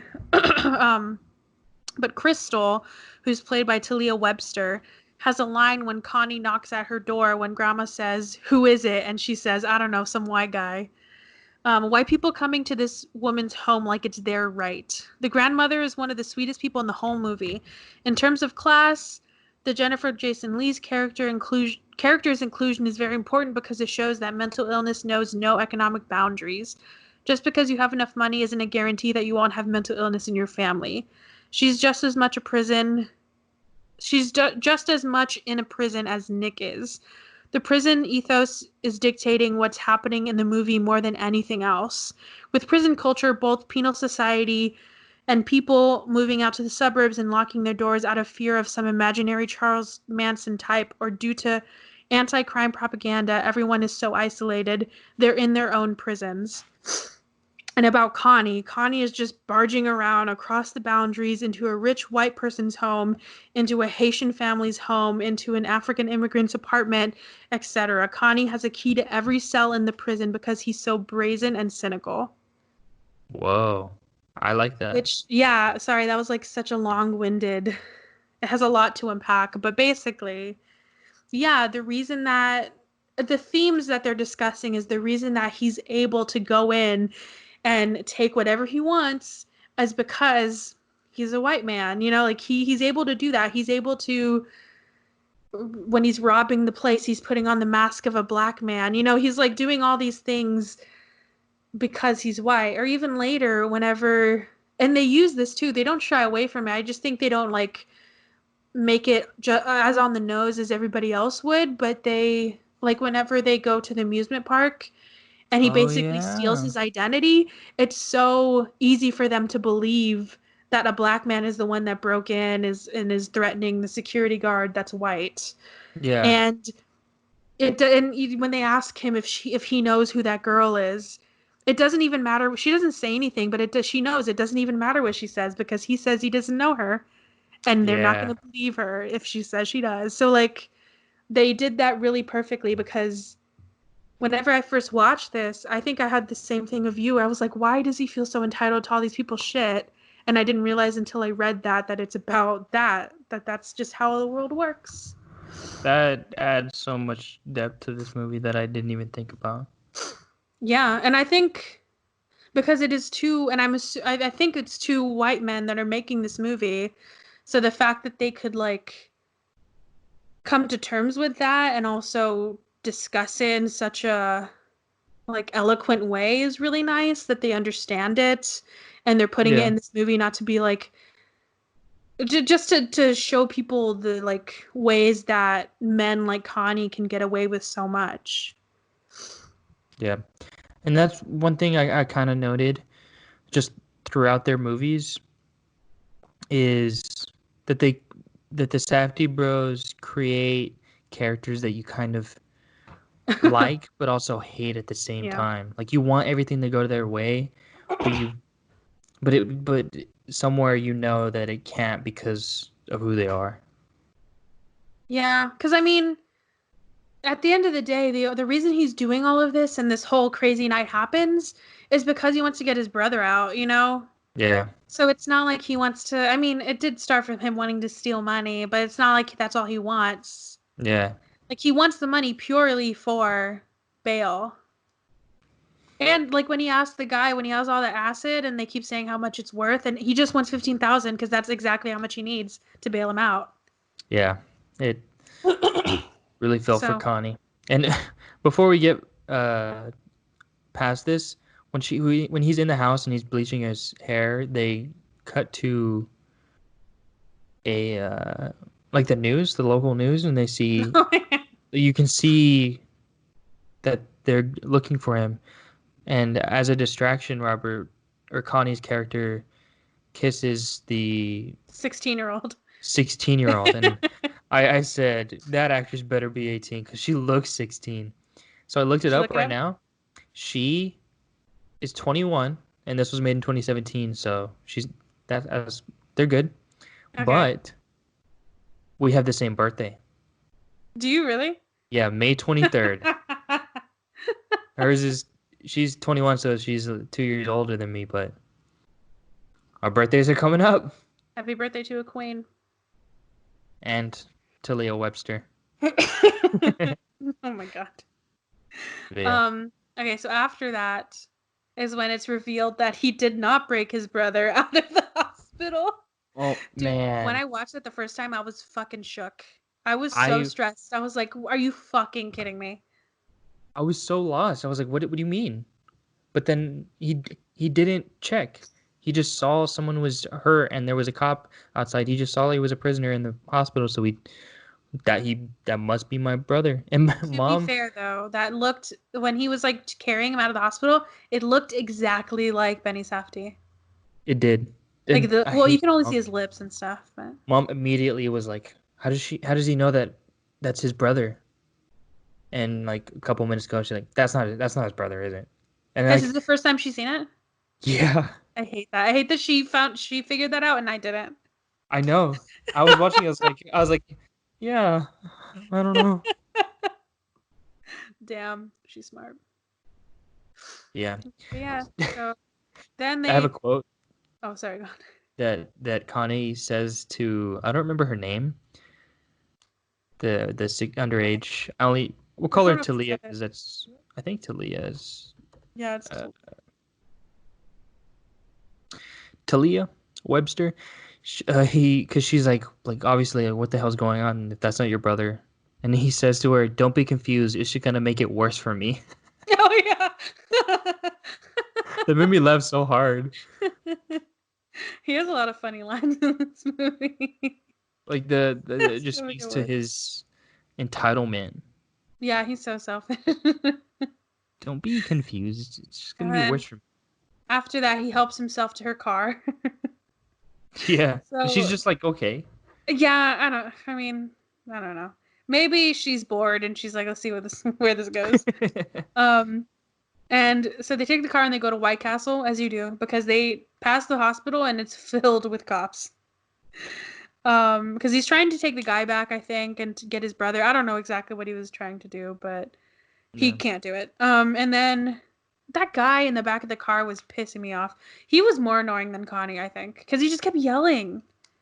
Yeah. I liked his story though. The way Yeah, they and the did way that. they did it was really cool. But You like, find out he's just not a good person, and he lost some money in a amusement park or in an arcade in an amusement park some because he like money and then a recently bunch of acid. a bunch of acid, a Sprite bottle full of acid. Which, ooh, okay, HEB brand. HEB brand acid. Hmm. So then they go to the amusement park because Connie needs money.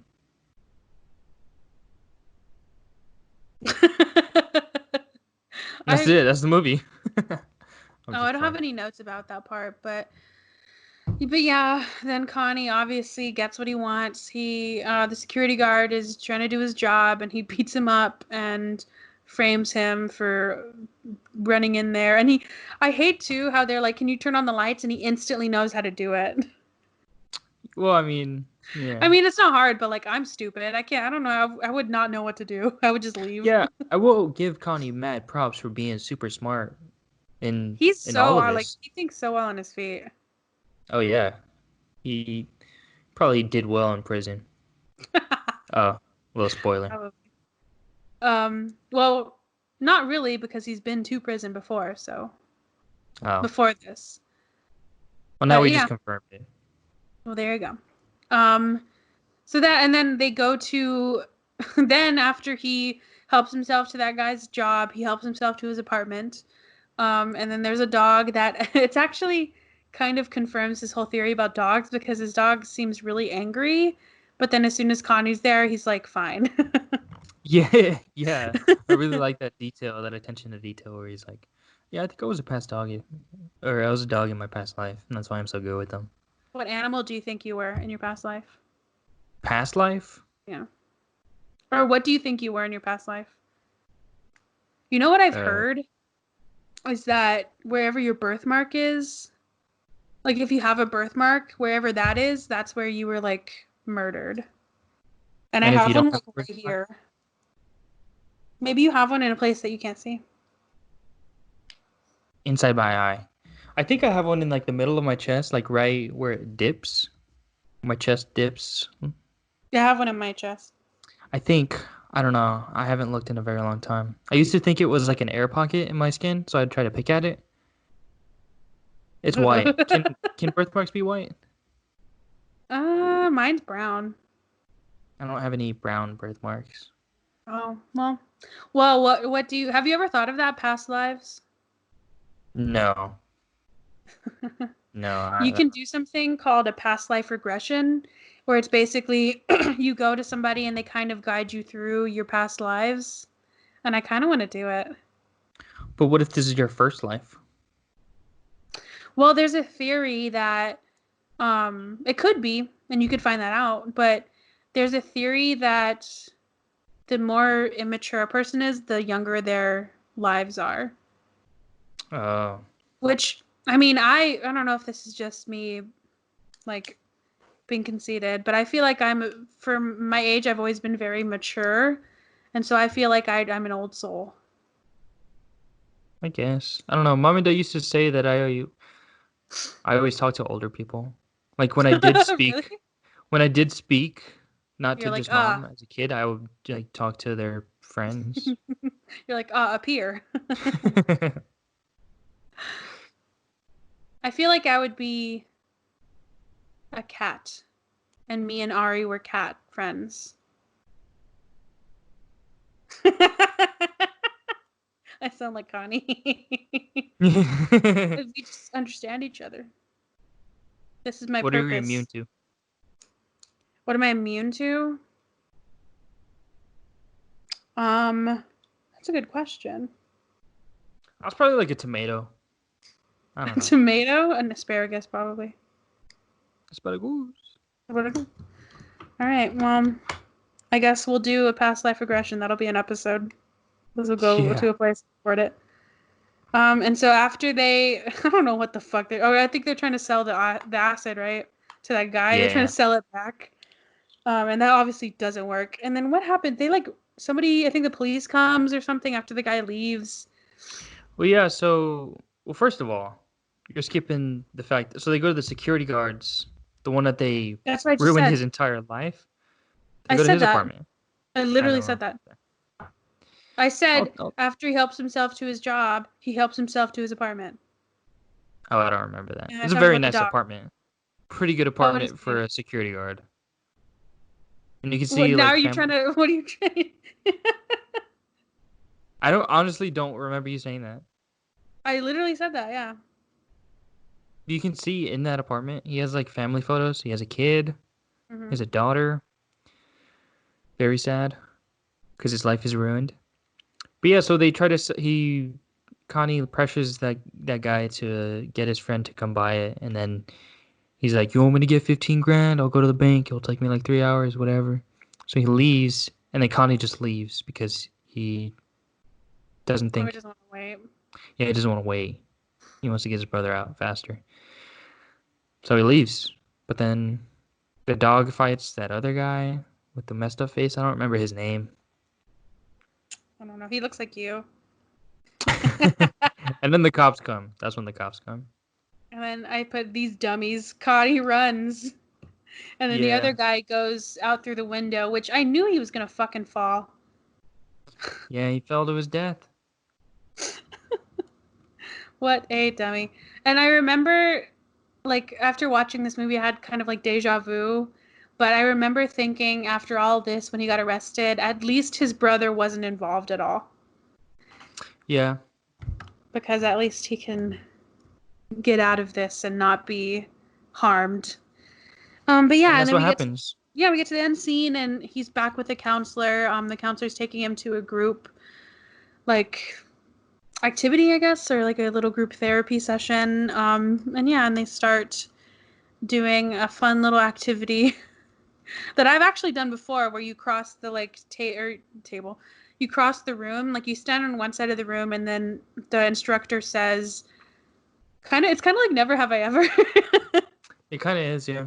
But she says, like, I like candy, and then if you agree with that statement, then you, or if you like have, if you, I agree, then you go to the other side of the room. And so that's basically the end of it, and it has a really haunting song. But yeah, I really love that scene, and I think it weirdly made me emotional. Like, I didn't cry, but I was just like felt emotional about it. And I think it was the music, because the music is really like somber, and it is really hopeful though, because even though Connie's in jail, it kind of is maybe the best place for him to be, and it's the best place for Nick for him to be, because he doesn't like have influence over him anymore. So yeah. Yeah, I can't even imagine living Connie's life. Like, that entire movie was just back to like nonstop trying to just on the run. That's so tiring. Yeah. Happy for Connie he's in jail because he doesn't have to do that. Yeah. I was talking to Mom about this, like the amount of lives that they ruined. Like, I know. Connie was just like completely messed up. First, it was the guy that picked him up from the bank, because that smoke bomb thing went off and they crashed, and they just left him. The security guard, the guy that Connie stole from jail or from the hospital, that grandma and that family, like they messed up so many lives. The girl that was gonna help him pay bail. Yeah, that girl. Yeah. Oh, Connie. All right. So before we get into, I have a couple of fun facts. And before I get into those, then we're going to ask Emalee Or we already asked Emily about her thoughts about Good Time since she's the one who picked the movie. So let's get to that now. And we're back with our sister Emily. So this episode is Good Time. I mean, obviously you guys know by now, but that is because Emily picked it. So tell us about it. Well, I guess I picked it because I love the Safdie brothers. I think they're one of the most underrated filmmakers right now, and also mostly because we couldn't talk about Uncut Gems, but whatever. It comes on to somewhere the 25th of May. I know it's on UK Netflix, I think already, but I think this movie is a lot better. Good Time. Just because I think the characters feel so real to me, like every single character, and there even seems like the extras in the movie seem like real people, like they're not hired actors, like they're just random people that happen to be there the day that they were filming or something. Well, And they I even are. saw, You know that, right? yeah, Oh, yeah. Well, I even saw that an interview that like the bail bonds guy is the guy that actually owns the bail bond store that they're filming at. So I think I just admire the level of reality that they try to implement in their movies. And I found this quote by Josh Safdie, and he says, "Movies are against nature. It's the most perverted art form. It's trying to replicate life." And I think that's a good summary of their movies. It's just perversion in people, and like they cover these characters who they're so unlikable and they're such shitty people, but somehow they manage to be people that you root for. Like Robert Pattinson, like Connie, his character, there's nothing redeeming about him at all. Really. Maybe besides the fact that he loves his brother. Yeah. And he's good with dogs. True. But other than that, he's like he makes such shitty decisions. Yeah. And they're all like they're all, even though I think he's like one of those people. So this movie reminds me of Breaking Bad a lot, Breaking Bad and Ozark. And I think that's why, like, I knew as soon as I watched it that like dad would like it, or like our family would like it, because we just like movies and shows like that. But it's kind of like at the end of Breaking Bad, and I guess spoiler alert, but like, come on. When the whole time he would say he was like doing it for his family, and you kind of believed it, and at the end he finally admitted it was for him. Yeah. And so I feel like it's kind of like the characters that they have, where they're really, all the choices they make are really selfish, but they like to use it as like the reason he's doing is for his brother, which he was, but like his brother, the reason he was doing is because he put his brother in this situation in the first place. Yeah. So it's kind of hard to like paint him as the hero when if he didn't even get involved in the first place, his brother wouldn't be in there. But yeah, that's a good point. Yeah. And I think I also just enjoy the style of filming that the Safdie brothers, the way they film, it's very much like anxiety induced, and I love that because I think that's a hard emotion to try to create in movies, because it's not real, so like the tension may not always be there because there's not really, or maybe the stakes might not be as high, or it doesn't feel like there's anything that's gonna worth knowing is gonna happen or something. But in this movie, like when I watched it the first time, I had no idea how the plot was gonna go. Like I had no idea what was gonna happen, and I think that's what makes it a good movie. And it's really, I think anxiety is like, it's kind of easy to do it in a really superficial way, like with music and the way the camera moves, but it's really hard to sustain it. And they're really good at sustaining it the whole time. Like I think for especially Uncut Gems, like this one too, but Uncut Gems, I remember that one so vividly because that's the one I saw in theaters, and the whole time, and even afterwards, I just felt so stressed and so anxious.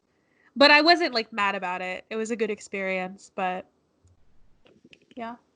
Man, the Safdie Bros put together a masterclass of camera movement with these two films. Yeah. Especially Good Time. I mean, we talked about it in the main episode, but when Robert Pattinson comes in for the first time, in the first scene, and it's like that weird zoom into him. It's like a tilt zoom. I don't know. It's a masterclass. It's perfect. It kind of reminds me of like The Office. Yeah. Like the way like The the zoom. Yeah. Pan Very... zoom to Jim. Yes. And I also love. Oh, sorry. Go on. Well, I think also the fact that the characters are like their faces are really up close, it makes them feel even more real because you see people up close every day. Like you don't see them in a wide shot walking down the street, like necessarily. Now I see you guys in a wide shot. I see everyone in wide shots now, but I get what you're saying. But that's true. I didn't think of that. That like, especially at the beginning, with I think his name is Nick, who's that character. That they're having a conversation, or even with the counselor too, that the conversations are so close, and I do like that. I like a good like wide shot, like in a Hereditary or something. But that movie, it kind of like works with that style, so yeah. I think either can work, but in this one, I really like how they used that to kind of give you anxiety too, because I don't like being that close to people. Yeah, that claustrophobia, See all the urgency the imperfections of everything. Yeah. Wow. And I'm glad you brought up their, because I think we kind of, obviously we talked about their filmmaking like styles, but I just love them as people. They're just so funny. Like any interview you see with them, I just want to be their friend so bad. And their Twitter's really funny. Just everything about them is so fucking hilarious. They're from like the Queens, right? Aren't they? Or Boston? Yeah. Like in that area? They're from, I think they're from New York. Because they're. Yeah, I think so. And the fact that like all the characters are able to like, I have a friend who's from that area, and when he told me about it, he said that he saw Robert Pattinson like talking that way, and he's like, "Is he from Queens?" Sounds just like he's from Queens. He did. I think he did a lot of prep, and I think we talked about it. But yeah, he basically kind of just befriended a lot of people from that area rather than just getting like a dialect coach. He's also just a good fucking actor, so I'm not surprised. Yeah. But yeah, you can't. His accent is like perfect. Even I'm not from that area, but it's really good. Pretty crazy.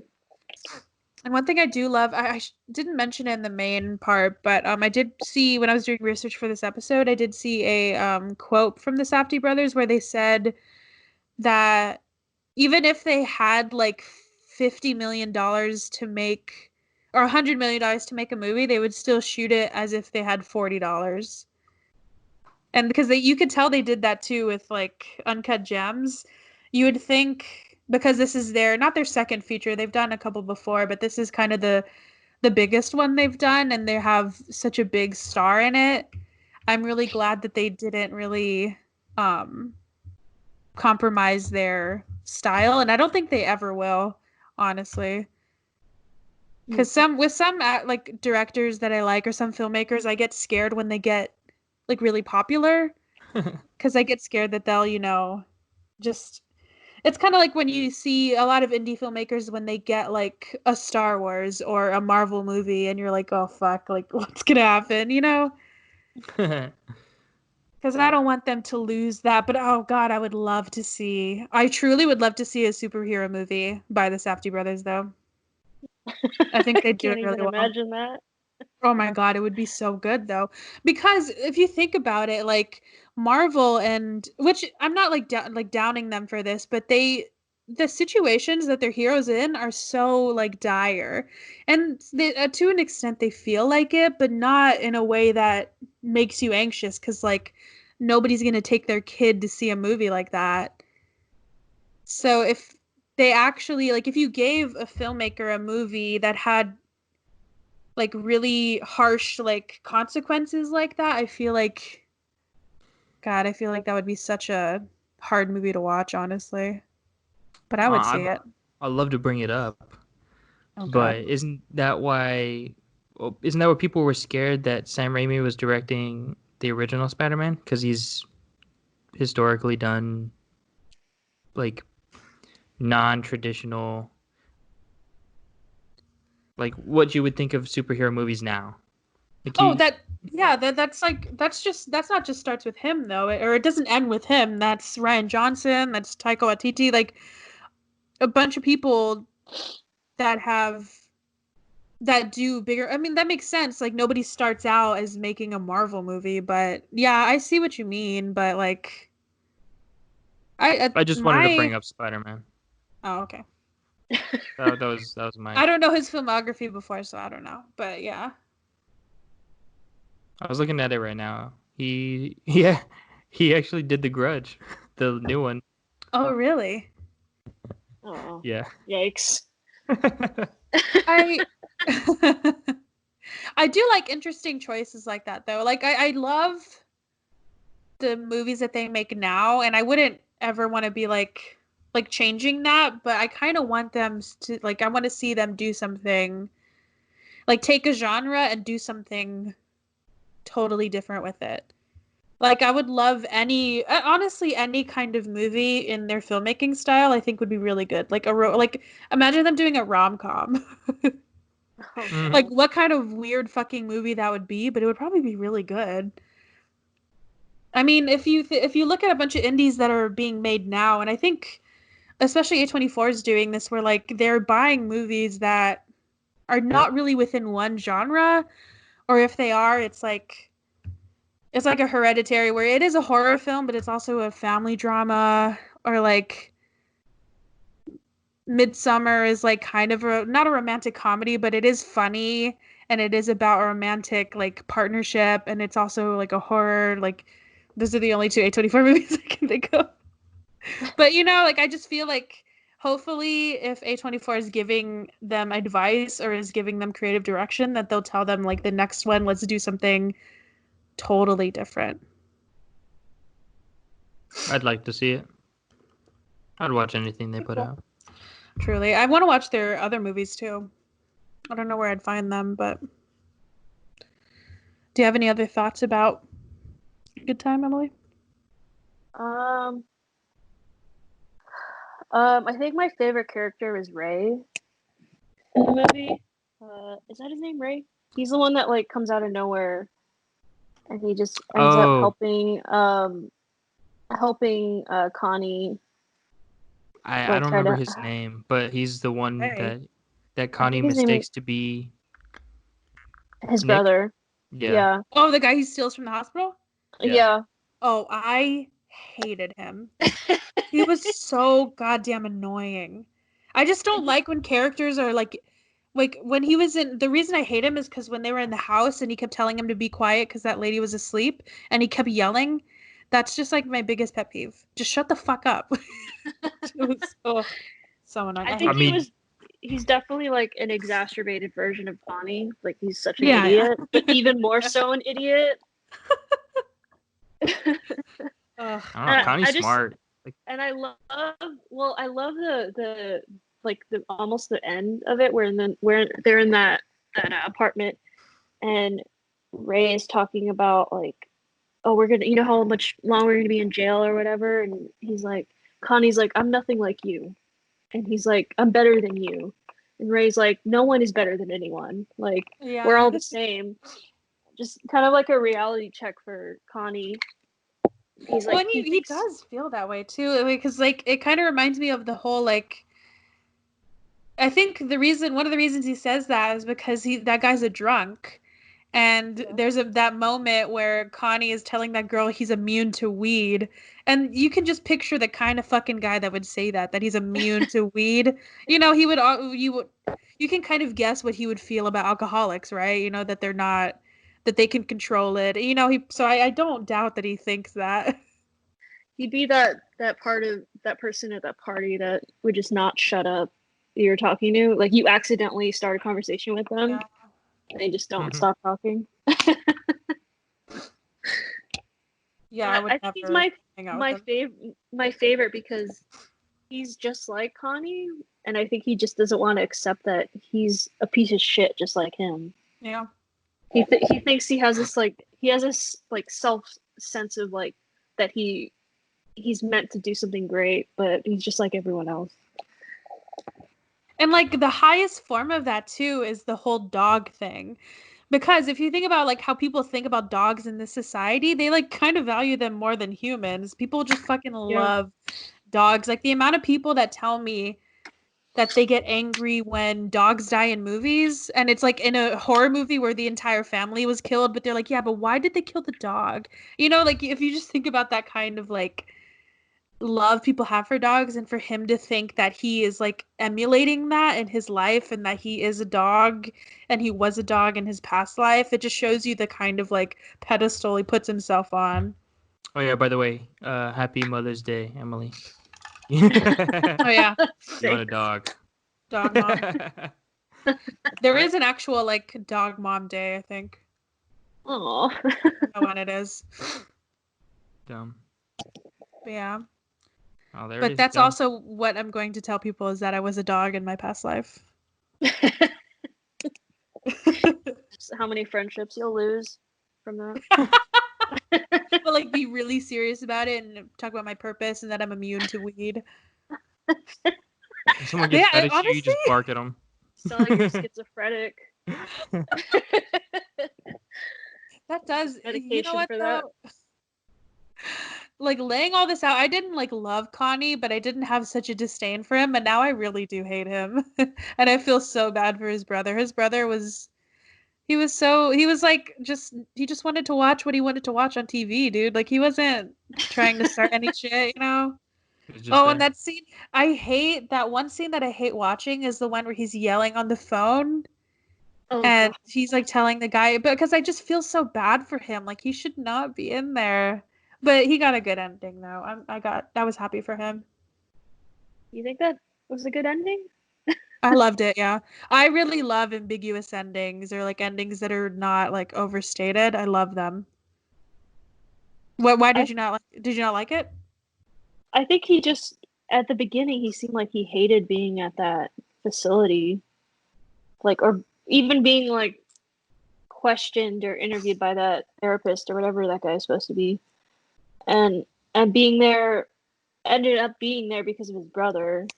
Like I think he probably it's not his fault, but I think he probably would have just rather not be there at all. True. But because of his brother, he's there. Even at the ending? Yeah, he just seemed I don't know. I kind of I agree, but also disagree with that because that you can tell that he kind of doesn't.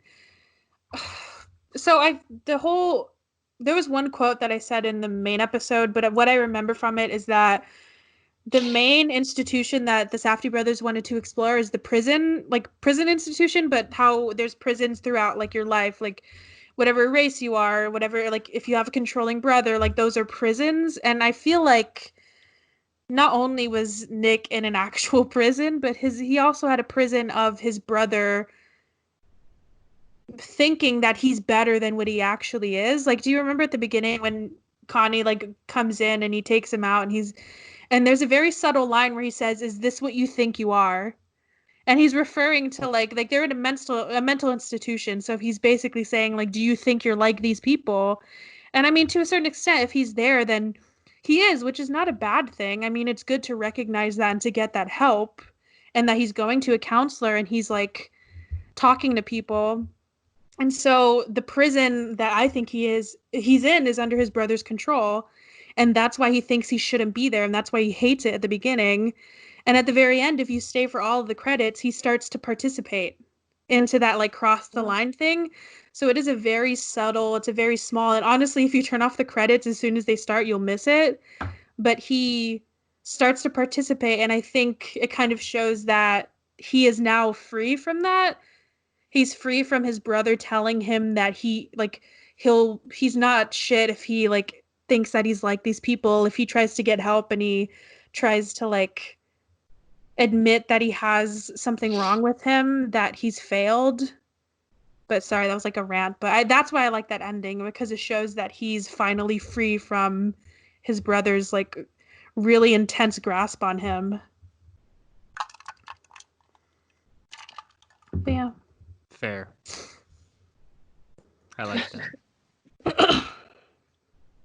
But also, dumb. I wonder though if it's also maybe like Nick is just like he's very gullible, or he's very like, because he's like developmentally disabled, he just kind of goes along with things. So I wonder maybe if he was just going along with his brother, and now that his brother's not in the picture, he's just going along with whatever's happening to him now.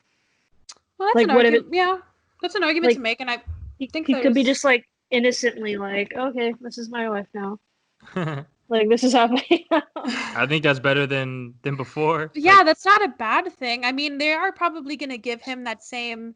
It's kind of like a version of that pep talk that he gave him after they robbed the place, where he was like, "You're fucking amazing." And I mean, he is amazing, and they'll probably in a different way tell him that at the counselor that he's at, but that's a more healthy version of what his brother is trying to give him. Because we kind of talk about this in the main episode, but his brother, to me, I feel like he's trying so hard to make his brother feel like he's normal, and he doesn't want to acknowledge the whole like part of him being mentally disabled. Like he doesn't want to like even talk about it, and that's not really healthy either. But yeah. But I love the ending. I love the song. Good movie. Love it. Mm-hmm. Well, do you have any other notes, or do you want to give us your final thoughts on if you liked it or not?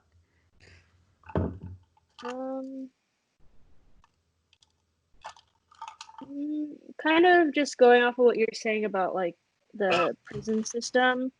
I just noticed how it was like kind of also talking about how that kind of systems are up against people who don't have money, like how he was trying to get money to bail out his brother, and he couldn't even bail him out, so he's stuck in prison because they're poor, basically. And how just if you're poor, you're not really you don't have the same advantages as other like people who have money might.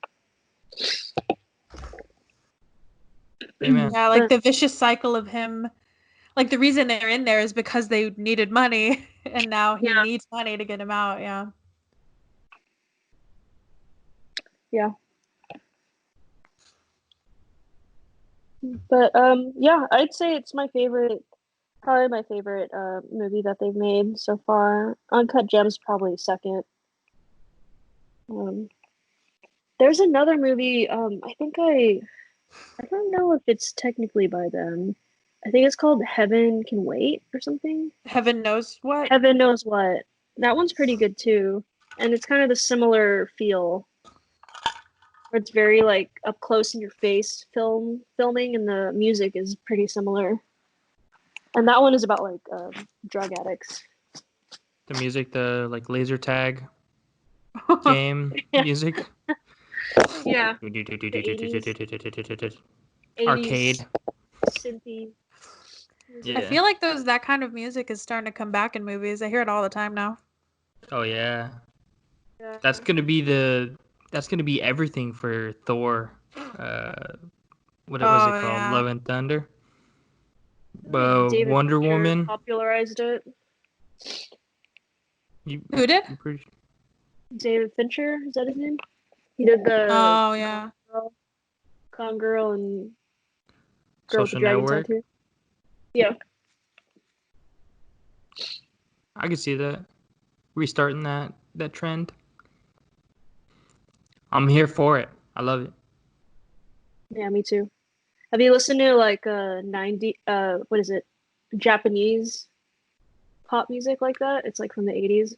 No. But it's no, really I want good. to. Send me something. Send me something out there. I want to listen. There's a playlist that I have. Send it my way. All right, Emily. Any final words for the people? Um, That's I wise. recommend I recommend the Kin Euphorics drink. Oh god. If they're not paying us, then we're gonna cut all of this out. This is sponsored, by the way. This is not. We're Let gonna it be get very clear. We have no Alright, sponsors, but if you want to, hit us up. hit us up. thebrosiuspod@gmail.com. All right, Emily, thanks for being on. Yeah, thank you. Thanks, guys. And we're back. Thank I you, feel like we Emily. always say that. And we're back. And we're back. Oh yeah, thanks, Emily. I'm sure it was a very stimulating interview. What a Can't weird wait to hear word it. to pick. Do you want to do that Stimulating? again? Why? I'm just playing. Oh. It just sounded weird. That was stimulating. Now That's let's a talk word about some people fun use. facts. All right. The title, Good Time, is prison slang. It refers to a reduction in a prisoner's sentence for good behavior. According to the directors, quote, the backstory is that Connie behaved well in prison, got released on his good time, and this is how he spends it. Yeah. There's another quote, but that doesn't have to pertain to this movie. Yeah, and my last fun fact is to achieve authenticity and not to draw attention to the shoot, film locations weren't locked down from the public. This is kind of what I said earlier, but nobody recognized Robert Pattinson, and not a single cell phone picture was taken from pedestrians during the whole shoot. In case they were asked by pedestrians and residents, the whole crew was told to answer that they were filming for an untitled social work project. They pushed the start of the production on purpose to avoid attention. Pattinson also stayed in character off screen to avoid being recognized.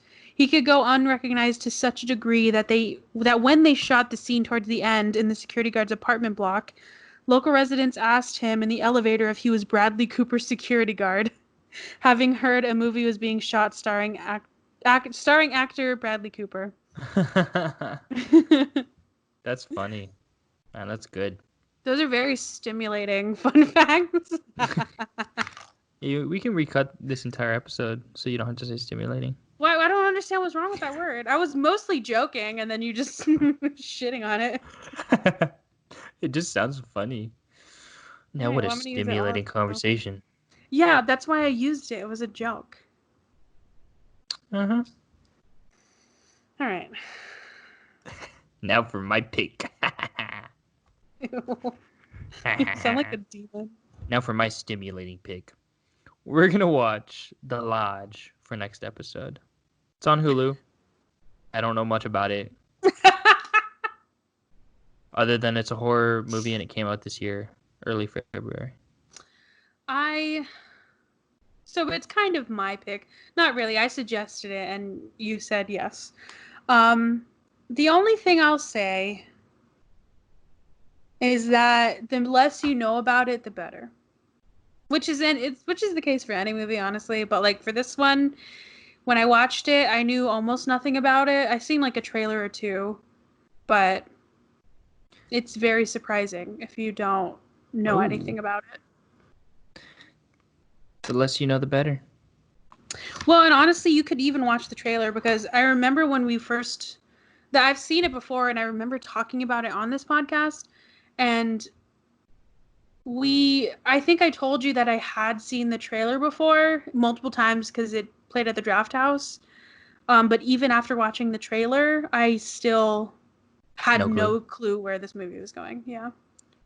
Well, I gotta watch it then. I'm excited. I think it'll be a fun one. It'll be kind of like Hereditary. Well, we'll have to like give our interpretation as to what happened at the end. Oh, okay, that's cool. I like that.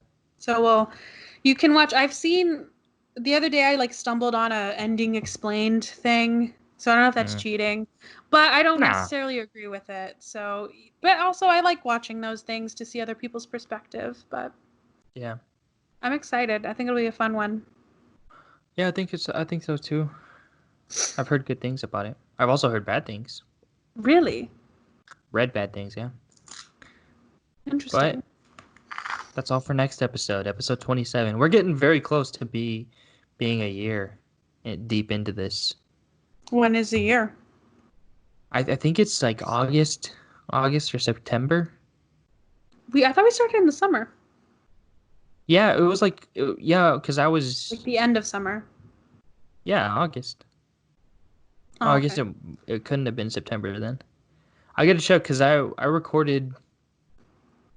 Or we can just check when we opened our like podcast hosting thing account. Yeah, we're getting there. And Well, should we do something? I don't know. What do you guys want? What do you think we should do for a full year? We haven't been doing like 1 week every episode, so it won't be 52. No. But So the first. Oh wait, why is our first episode not on here? Oh yeah, it is. No, our first episode was on July 25th. July? Yeah, I knew it was during the summer. That's fast. That's coming up. We'll figure out something. We'll do something for our We're- 1 year.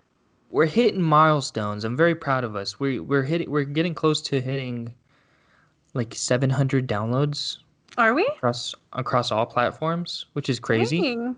How crazy would it be if we hit 1,000 for our 1 year? I would get a tattoo. No, I'm kidding. 1,000?